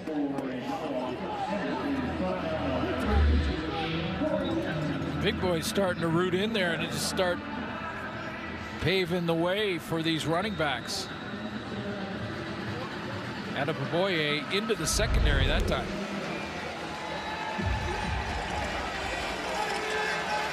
From the Ottawa 54, looking for a response here from Drew Brown. And he'll get it into the hands of Hardy, who turns it upfield, takes it down inside the Edmonton 50. Nice pickup on first down with Hardy taking care of business. These kind of plays when you're running fly sweeps work really well when your running game is going, because you take your running back, you go off a left side, for instance, and then run the fly sweep the opposite direction. Tommy Condell calling the offense here for the Red Blacks. Brown throwing this time. Over the middle. Gino! Did he hang on? That's incredible. He was spinning away from it. Managed to knock it down to himself for an 11-yard pickup. It was Metier that from the safety spot right here that's going to jump this crossing route. Well, actually, it isn't. Is that Cordell? Cordell Jackson, I believe, who cuts underneath that. But look at the concentration. Stick with it. I thought that was going the other way. Adeboboye up the middle, close to the Edmonton 35, 3-yard pickup. 2nd and 7 incoming here for Ottawa. Drew Brown's 19 to 25, 192 yards and a touchdown. Both quarterbacks looking after the football today through the air. Lots of big plays on special teams, big plays on the ground, leading to 52 combined points already late in the 3rd. Pimpleton was early again. Brown's going to throw it down the field, and it's incomplete. I'm pretty sure Khalil Pimpleton was ahead of the play. Whenever we do our Zooms, I like to talk to both quarterbacks, and when we do, I always ask them about their feelings about the other quarterback, the one they're facing. Number 83, that penalty's declined. It will be 3rd down. It'll be 3rd down. They'll kick a field goal or attempt one here. But I asked Trey Ford about Drew Brown, and he said, you know, he throws the cutter so well. Now, that's terminology can change from one team to another, but the cutter is that Justin McInnes bender route. That's what he attempted on that. Was a little high on that last throw. But Trey Ford said, I think Drew Brown throws the best cutter route in the entire league. He's made 2 from 42, this one from 43, and he'll make that as well. Lewis Ward makes it a 9-point game. Well, the Open is right around the corner. Get ready as it all goes down July 17th to 20th on TSN and TSN Plus. Boy, that first quarter, you think that the Elks must have felt like this was their night, and yet Ottawa is just hanging around, and that's what you want to do on the road. It's not the end of the day to be down. Here we go. Cody Fajardo's getting another series. Cody Fajardo, after a touchdown drive, has now come into the game. Low key, what is happening? I think you're Fajardo throwing, and there's Julian Grant. I think you are building content for your show this week. Yeah, it'd be something to talk about tomorrow morning on the Nielsen show. That's fair. Yeah, fascinating decisions here. We'll have to get to the bottom of it after the game. This had to have been a plan all along, yeah, it right? was clearly planned. Clearly planned, because at the time in the first half, Trey Ford was 9-9, and it was 22-3 Edmonton. I mean, why you would do anything to mess with that type of momentum, I'm not sure. Starting quarterbacks 13 of 14 today. Fajardo dumps it off. That's Rankin. Took a heavy blow from Griffin. But that'll be a 2-and-out at the end of the quarter. Fajardo's 4 of 4, but it's 2 2-and-outs. Ottawa hanging around. Edmonton leads 32-23. Fourth quarter should be entertaining. Don't go anywhere.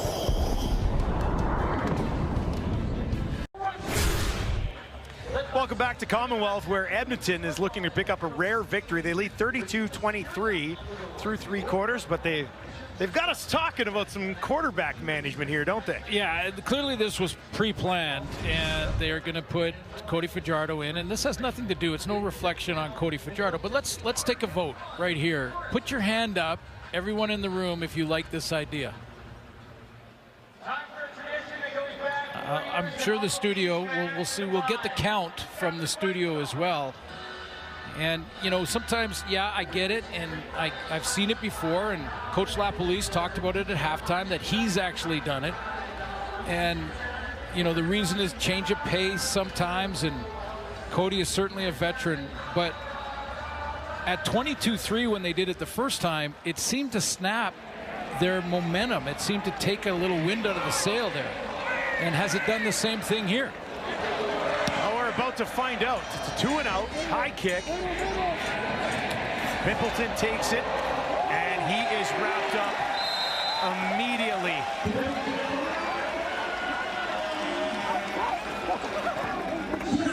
Tyson Middlemost down the field, smothering Pimpleton. First, it starts with a nice directional kick. Get them close to that numbers, or ideally inside the numbers on the sideline, but real good coverage by Middleman. Ton of time left in this football game. Drew Brown closing in on 200 yards. Trails by 9, starts this drive on his own 17. They'll start it on the ground. And Stanback wrapped up in the middle of that defense by Brinkman. Hey, you see what a special teams play. We've seen the returns. We've seen 2 tonight. Over 400 yards of return yards tonight. And then we see a big cover team play by the Edmonton Elks. And the momentum carries over to first down for the defense. Because that's the best they played the run all night. Just a yard for Stanback, 2nd and 9 for Brown. Has White, turns it back upfield, and he's got a first down.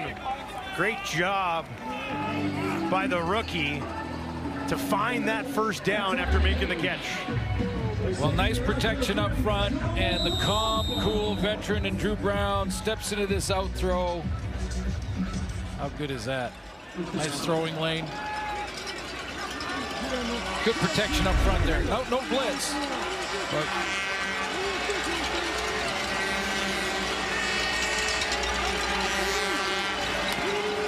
Brown, deep drop in the pocket, over the middle. Gino's upended, but he hangs on just outside the 50. Cordell Jackson got him.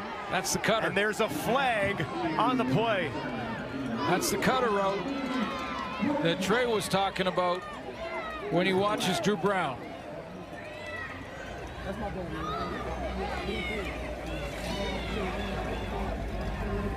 21 yards to Gino Lewis. Might be a defenseless receiver hit low. We'll see how they sort this out. It's likely what the discussion is right now. Replay center communicating with Andre.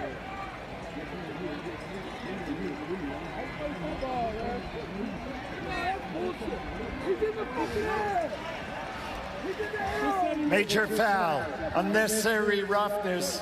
Edmonton number 13. on a vulnerable receiver. This will be a 15-yard penalty enforced from the end of the play and a first down. It's a new rule this year, and this is that cutter route we're talking about, right into the seam. And just as it clears the first level of linebackers, this is where Drew Brown just is so good at throwing that throw. Now, the idea is, does the receiver have time? Handed off on the far side. Good burst there, and another first down for Hardy. Let's go back to that Gino play. Yeah, does the receiver have time to gather himself and be able to defend himself on a hit? And if he doesn't have time, then it's now against the rules to go low. And it's a player safety decision and a player safety change with player safety in mind. Now, do you think that Gino Lewis could have recovered? And that was super slow-mo too. It happened a lot faster in real time. So that's a new rule, and that's the first time I've seen it called this year. The ball now sits on the Edmonton 33. Brown gets it out to Pimpleton. Can he find some space? Stays on his feet, and eventually they'll gang tackle him just inside the 30. Kobe Williams got some help on the play. I think Kobe Williams got him twice. Broke the first time and got him the second.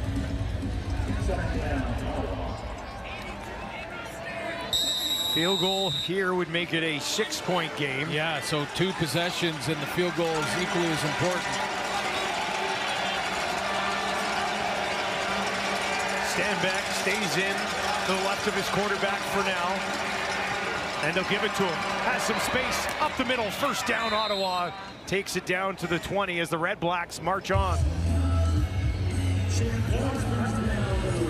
Stanback could tell by the linebacker action here that he knew exactly where he was going to take this inside handoff. If the linebacker fills the backside B gap, he's going front side. Pre-snap read. Brown drops one over the defender, almost into the hands of Hardy. Williams got a piece of it. I think Hardy had a bit of a shot at it. Hardy is the intended target. There's 4 out there. It's quads to the wide side of the field. Hardy's right at the line of scrimmage. Just looks like he's going to block on a screen, then goes in behind. Kobe Williams has a chance at it. But when you haven't got an interception this season, you start to fight the football like it's not your friend. And we're not talking about him. We're talking about the team. The entire team does not have one. They do not have an interception, that Edmonton defense. Brown with pressure in his face, dumps it away, and it's incomplete to Stanback. So some pressure there, forcing the issue for Brown, and they'll trot out Lewis Ward, and he will attempt to make it a 6-point ball game. Yeah, that's good stop by the Elks, and a nice decision right out there by Stanback. I think it was Cordell Jackson that was closing on Stanback, and rather than hit him and give the refs any opportunity to call a penalty there, he got out of the way. 28-yard attempt from Ward. And once again, steady as she goes. He's got 4 today. Red Blacks trail by 6.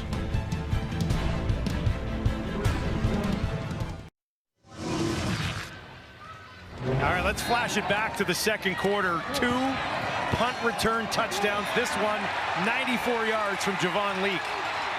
Almost got Pat napping at the end here, though. Yeah, he did. Thought he was home free at the 10-yard line. And then Pimpleton. 97. He matches a little bit later on in the game. Over 400 yards and a half in returns. And the cover teams have been better in the second half. They have, so far. So far. Just under 11 minutes ticking on the clock here at Commonwealth. After the field goal, Edmonton, of course, starting on their own 40. 6-point lead. On the ground. And lunging over a tackler, that's Javon Leake getting some touches. That's his 4th carry of the ball game. And a big catch in the half here, a 46-yarder. And of course, that return touchdown we just showed you. So he's touching all parts of the Edmonton offense in this one. Very good 1-2 punch at running back, Rankin and Leak. Two different styles of back, but both with speed to burn. 2nd and 7 on the 43. Ford, deep shot down the field. Julian Grants can't get there, but there's a flag on the play. He was working against Adrian Fry, but that PI flag came out quickly. Yeah, Adrian Fry is going to get Defensive tangled up. pass interference. Ottawa number 22. The ball will be placed where the infraction occurred. First down. See how he starts to stumble at the end? When the ball is about to arrive, he's stumbling into the receiver, and that's why the flag is thrown. There's no question that's pass interference. Looked a little bit early. Lost his composure right at the end. Ball placed on the 29 after the penalty.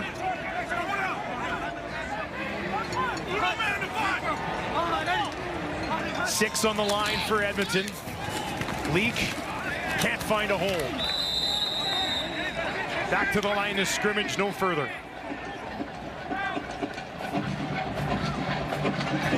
Good decision here from Trey Ford. It's going to be important because that field goal in this position equally as important as trying to score the major here. Yeah, that penalty was huge. Exactly. Put Field goal range. Instant field goal range to possibly regain a 9-point cushion. Quarterbacks, you'll hear this before, but their decision-making process, mental and physical toughness, and accuracy. 3 most important aspects of quarterback play, and his decision-making is going to be huge here. 2nd and 9 for Ford. Pump fake. Now dumps it off. Heavy hit. Ouch. Santos Knox, I believe, closed quickly. He read that. Arkell Smith on the receiving end of this pop.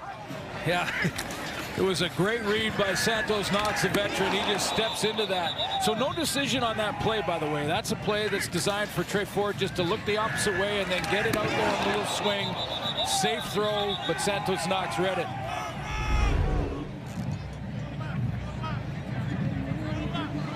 So Blanchard called into duty. He's hit 6 in a row. And after missing his first 2 to start the season, this one straight away 35 for a 9-point lead. It is up and it is through. Edmonton trying to nurse this one home. Ottawa with other ideas on a Sunday night. Drew Brown about to get the ball back here at Commonwealth. We're talking about his 400-yard games. Highest percentage of starts to throw for 400 plus. Smaller sample size than these guys, but good company to be a part of. Yeah, it's quite the list. And matter of fact, Kent Austin, when he was coach of the Hamilton Tiger Cats, was the guy who told me about those 3 aspects of playing the quarterback position. It all ties together, doesn't it? Brown out in the flats. Goes back to Hardy. 9-yard pickup. 4th catch of the game for Hardy on 7 targets. But you think about it, mental and physical toughness, because at times you got to take the hit to get it out there, and certainly mental toughness. 2nd and 1. Drew Brown keeps it, pushes it ahead. Ottawa first down. You know, mental toughness to make sure you bounce back from that interception or whatever may happen in a negative way against your team. But then accuracy, obviously, that's a physical trait that you got to have as a starting quarterback at this level. You got to be able to put the ball where you want. And decision making. I think that may be the most important. Where are you in the game? Are you behind, ahead? You know, at home, on the road? The decision-making process, where are you going to go with the football? Pimpleton and Hardy move to the right of Brown. On the ground this time, Adeboboye up to midfield. 2nd and manageable on this crucial drive for Ottawa. Yeah, it's important, but there still is lots of time left. And, you know, Drew Brown really doesn't have to rush it. He can call the plays. They can run their offense. If that includes the run game here too, that's fine. It's a 2-possession game. Need 1 field goal and then a converted major. So they're going to need a stop from their defense. Smack dab middle of the field.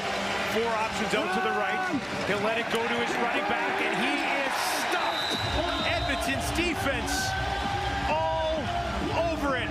Nick Anderson leading the way. Well, I don't think it's a stretch to say this has been the best game for the Edmonton defense, even though Drew Brown has put together some drives. This has been the first time this year that in key moments of the game that they have come up with a play, and they've done that a couple of times now. Still looking for their first interception, still haven't taken the ball away as much as they'd like. Barlow started that one. Anderson finished it.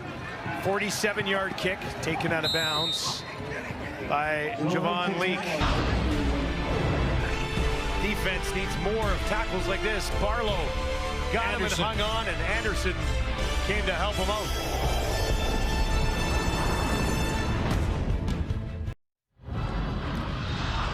Well, Justin Rankin, 162 total yards of offense. 2 huge plays here. Yeah, this one just a little swing pass out of the backfield against a blitz, and Rankin takes it to the end zone. This was over 70 yards, and what was really bugging me about this one is that we followed him all the way to the bench. He sat down and wasn't even breathing hard. Out for a leisurely jog. There he is. A couple of touchdowns, his first 2 touchdowns of the season. And Edmonton has the ball again, leading by 9, and they will start it on the ground with Rankin. Grinds a clock, but there's still lots of time, and Will Fields, the new defensive coordinator for the Ottawa REDBLACKS, he's going to have to maybe get to that exotic blitz, put a little more pressure on his secondary to play one-on-one coverage, man-to-man coverage behind it, but take all the run lanes away from number 2. Empty backfield, 3 left, 3 right for Trey Ford. Ottawa sends 5. Ford gets it away. Julian Grant's now going to be stopped a yard short. Yeah, now we know what's gone on in short yardage for Edmonton. But you got to kick this away. Right, you have to kick this away. And their yard, and it's a full yard, so there's no question. Yeah, Mark Killam's going to kick it. Now, had they made both earlier, convincingly earlier, what do you think? I'd still kick it. Yeah, so would I. But I'm wondering, if they make them convincingly, do they go back to it with just a yard to go? Now, really good field position looming here. Pimpleton, yeah, he was moving around. Now he's going to back up. He was at midfield. He's going to trot back to at least his own 40, if not further. Now, ball placement for this kick from Cody Grace is important. That ball you want to get right to the sideline if possible without kicking it out of bounds. Yeah, I believe Bob Dice having a conversation with the officials, and I'll just be honest, not exactly sure what this one's about. Maybe just resetting the clock. Is this just a clock issue? I don't know what else it could be, to be honest with you. Yeah, it must be trying to add some time to the...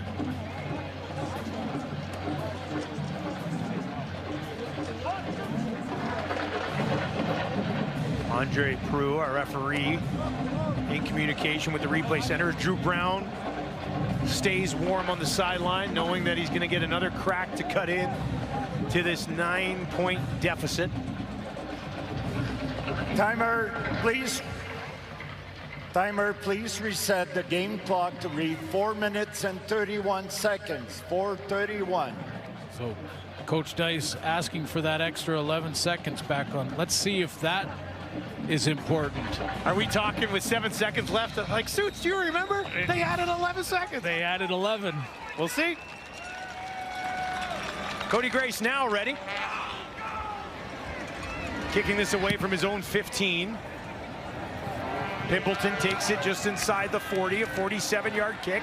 Pimpleton Nowhere to go. Thought about trying to kick it to the far side. Turned it back in. And Edmonton downfield with the special teams tackle.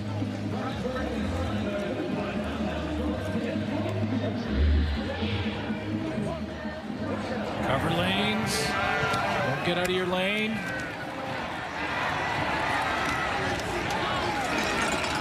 Logan Jr. and Bonhomme making the play. Good field position, though, for Ottawa. This drive will start on their own 44. Just over 4 minutes to work. But they're down 9 here on the road, looking to avoid a 1-4 start. Brown. Tight window. Can't get there. Looking for Hardy. Just missed him. Now Hardy out in that slot back spot. More of a dig route than the cutter that they were talking about, but he's just going to kind of curl inside, and Drew Brown tried to throw him more to the middle. And that deep curl. Huge second down here for the visitors. Brown's 22 of 33. Gets it away. Gino Lewis, can he make something here? And he'll be stopped at least 3 yards short of first down. I'm telling you, I'm still kicking it. 3.5 minutes. Yeah, I'm still kicking it. Yeah, they probably won't. They aren't. But I've seen deficits greater than this made up in the final 3 minutes, let alone outside of the 3-minute warning. Third down, huge 3 yards needed for Brown. Number 3 on the run to his right. Still going, gets it away. Tackle made.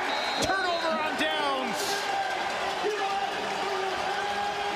Kobe Williams read the play, made the play.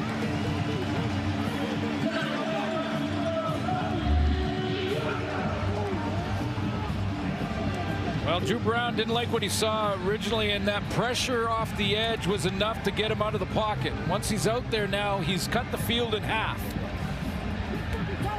He only had a couple of options once he rolled out that hard. Miller was really the only viable option, gave it to him, but it was short.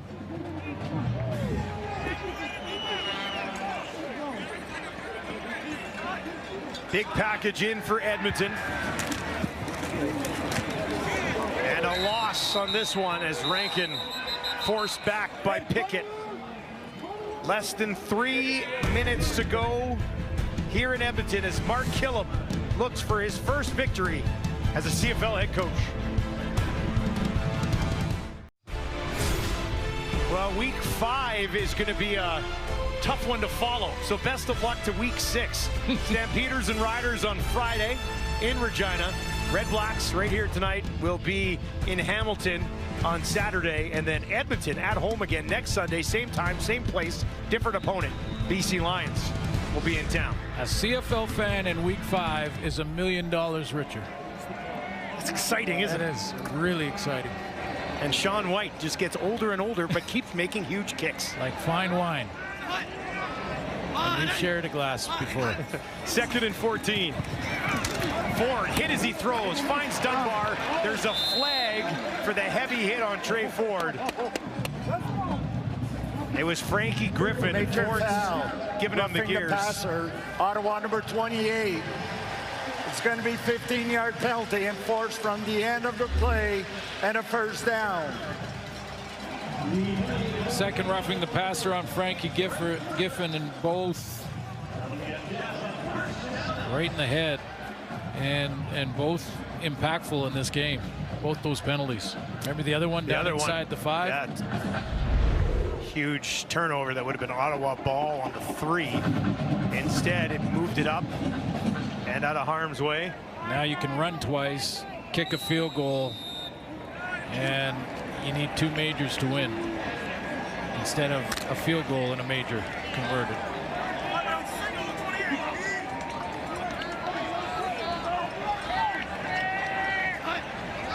Work from the Ottawa 32. Rankin again, almost busts that one. Touchdown saver from Santos Knox. Would have been a hat trick for Rankin. It is a 100-yard day, though, for number 5 in green and gold. Full running offense now, just trying to grind the clock and maintain possession of the ball, trying to finish this one off, get their first win. And a little stumble, or I think Rankin kicks into his 6th gear.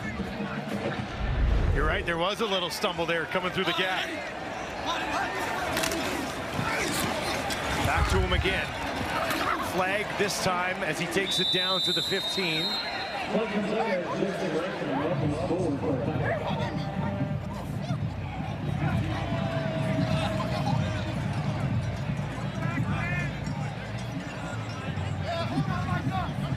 Hundred-yard day for Rankin. Holding Edmonton, number 59.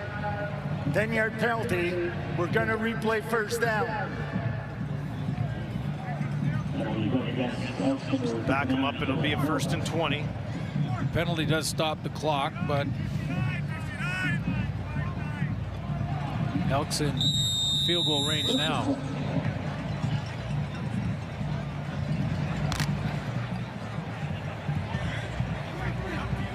Edmonton does not have a win in June or July since 2022. Rankin. Hard run. Took some punishment.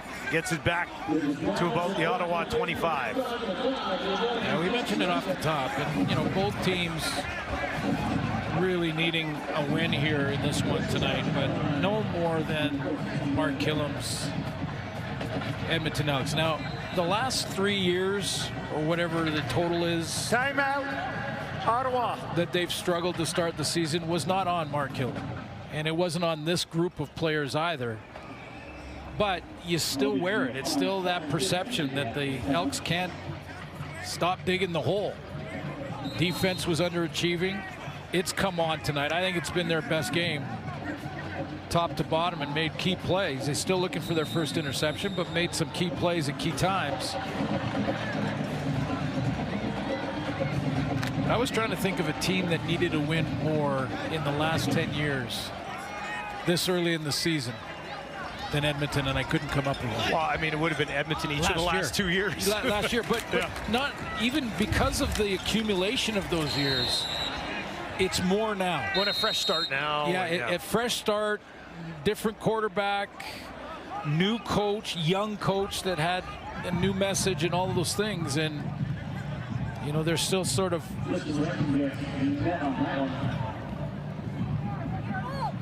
Get ball. Blanchard will come out.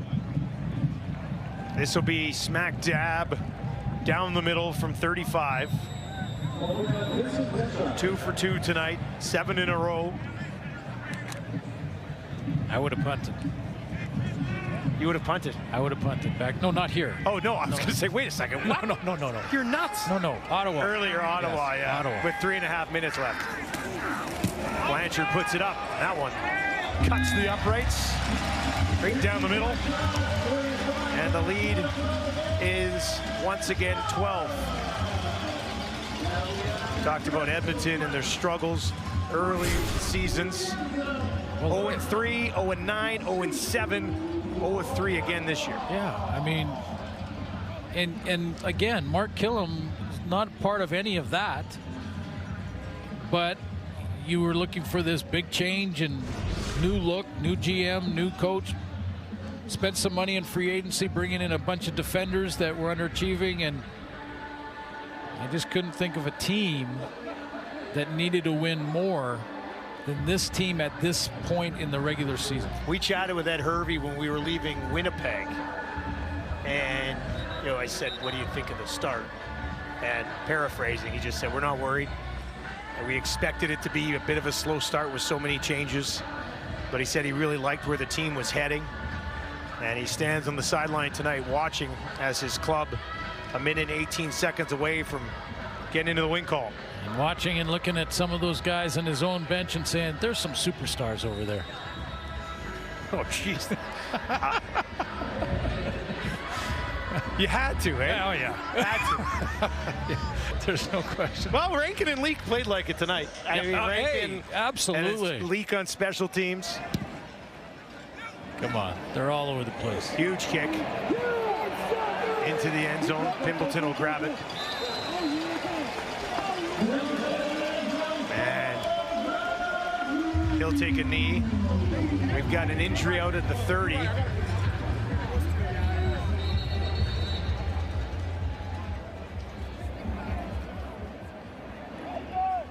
And that is DK Bonhomme, who's had a nice season on special teams.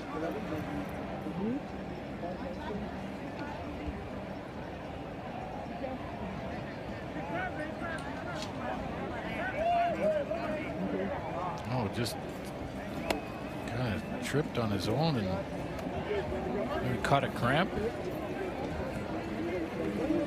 Yeah, maybe.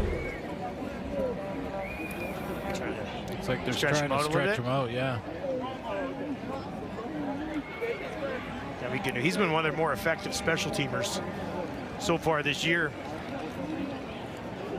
So Edmonton will be home again next week against the BC Lions, which all of a sudden becomes a pretty big game with BC picking up a win this week. How about that Calgary game? Yeah, that's a huge game. Calgary wins that, they go to 4-1. Saskatchewan would go to 4-1 at the top of the West. Jammed up. J.C. Sherritt can have a good night's sleep for the first time all season. Just an outstanding football player. But if the defense was going to continue to play the way they were playing with the free agency signings they had, guys like Jake Ceresna, Robbie Smith, Royce Metier, all Grey Cup champions, and they just weren't getting it done, then you know the pressure starts shifting more and more towards the coach. What's happening there in the X's and O department? His first time as a DC. His first time as a DC, yes.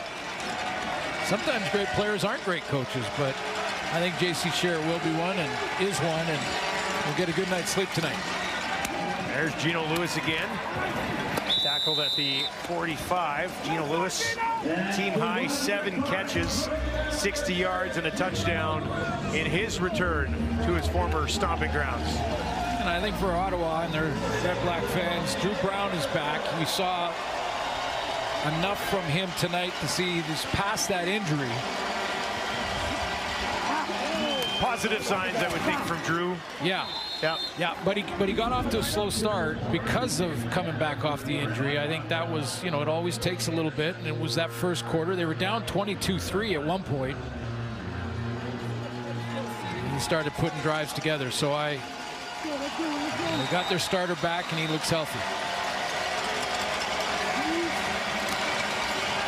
Brown has that one batted away from the intended target, Andre Miller.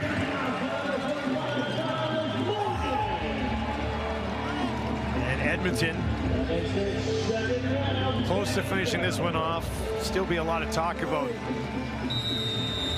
Cody Fajardo coming in for a few series along the way. Less of a talk now because they did pick up the victory.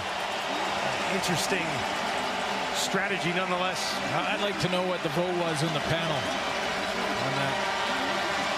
Trips to the right for Brown, throws to the left. Oh, that looked like it hurt. Hardy seems to be okay. Got folded up. That was Bynum celebrating with former halfback Aaron Grimes on the sideline. Whoa.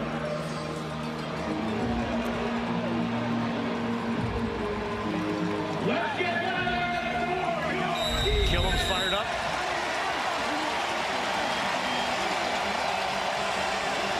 Third and 10 for Drew Brown. Last gasp here for the Red Blacks. Deep drop down the field, and he's got a man inside the 30. Found a spot in that defense and put it in the hands of Keelan White. And that's what I mean for Ottawa fans. You're not going to win this one, but that throw alone shows you that your quarterback's back. I mean, the Elks are sitting back there waiting for this. There's 4 defenders around that throw, and he dropped it in the bucket. Wow. Not going to get to 400, but closing in on 300. Lewis broke 1 tackle, and he's thrown back. Garnes is in there.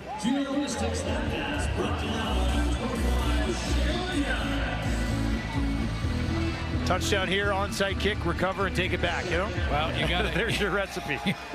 Hey, you know what league we're covering here. It can happen. There's 30 seconds left. That's the time. Now throw it to the end zone here.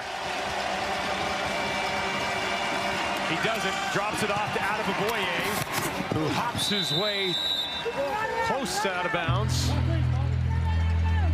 You know, if you're thinking of that scenario, you just had to get it to the end zone there, but 300-yard game for Brown in his return. But Ottawa on the verge of dropping to 1-4.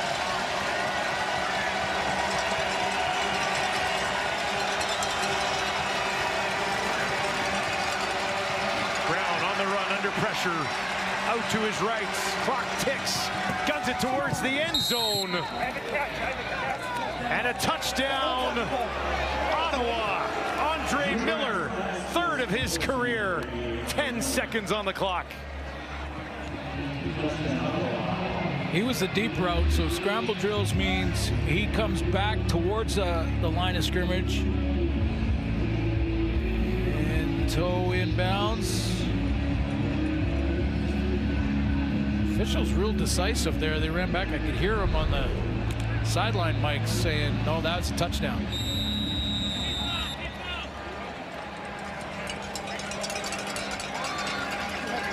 Lewis Ward to make it a 6-point contest.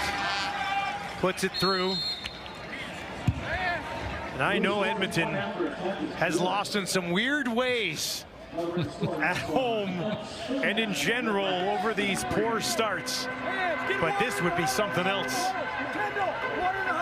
Well, here it is, the hands team that Mark Killam is now former special teams coach for all those years in Calgary.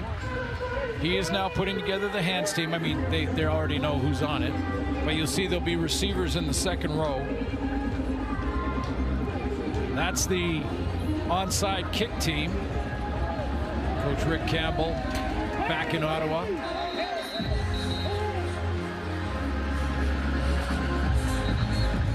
There will be some big boys out there too that can run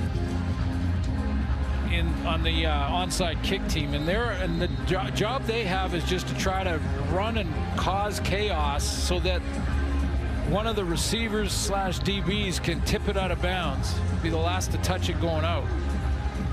But in this case, with the time on the clock, it's almost as if they're going to try to catch it and maybe keep going. 10 seconds on the clock. Lewis Ward on the short kick. Lays it up there. Mathis goes up and hauls it in. 6'7", Zach Mathis, tallest guy on the field, does his job, and Edmonton will indeed come out on top. Killam victorious for the first time.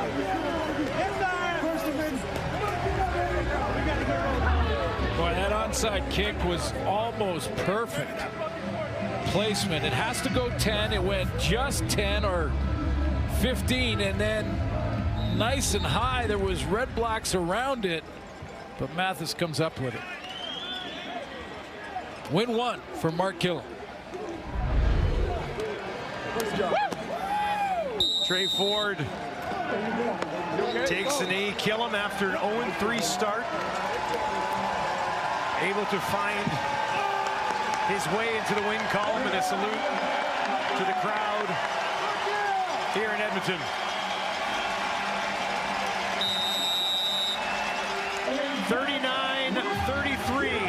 The Elks have won in July. for the first time since 2022.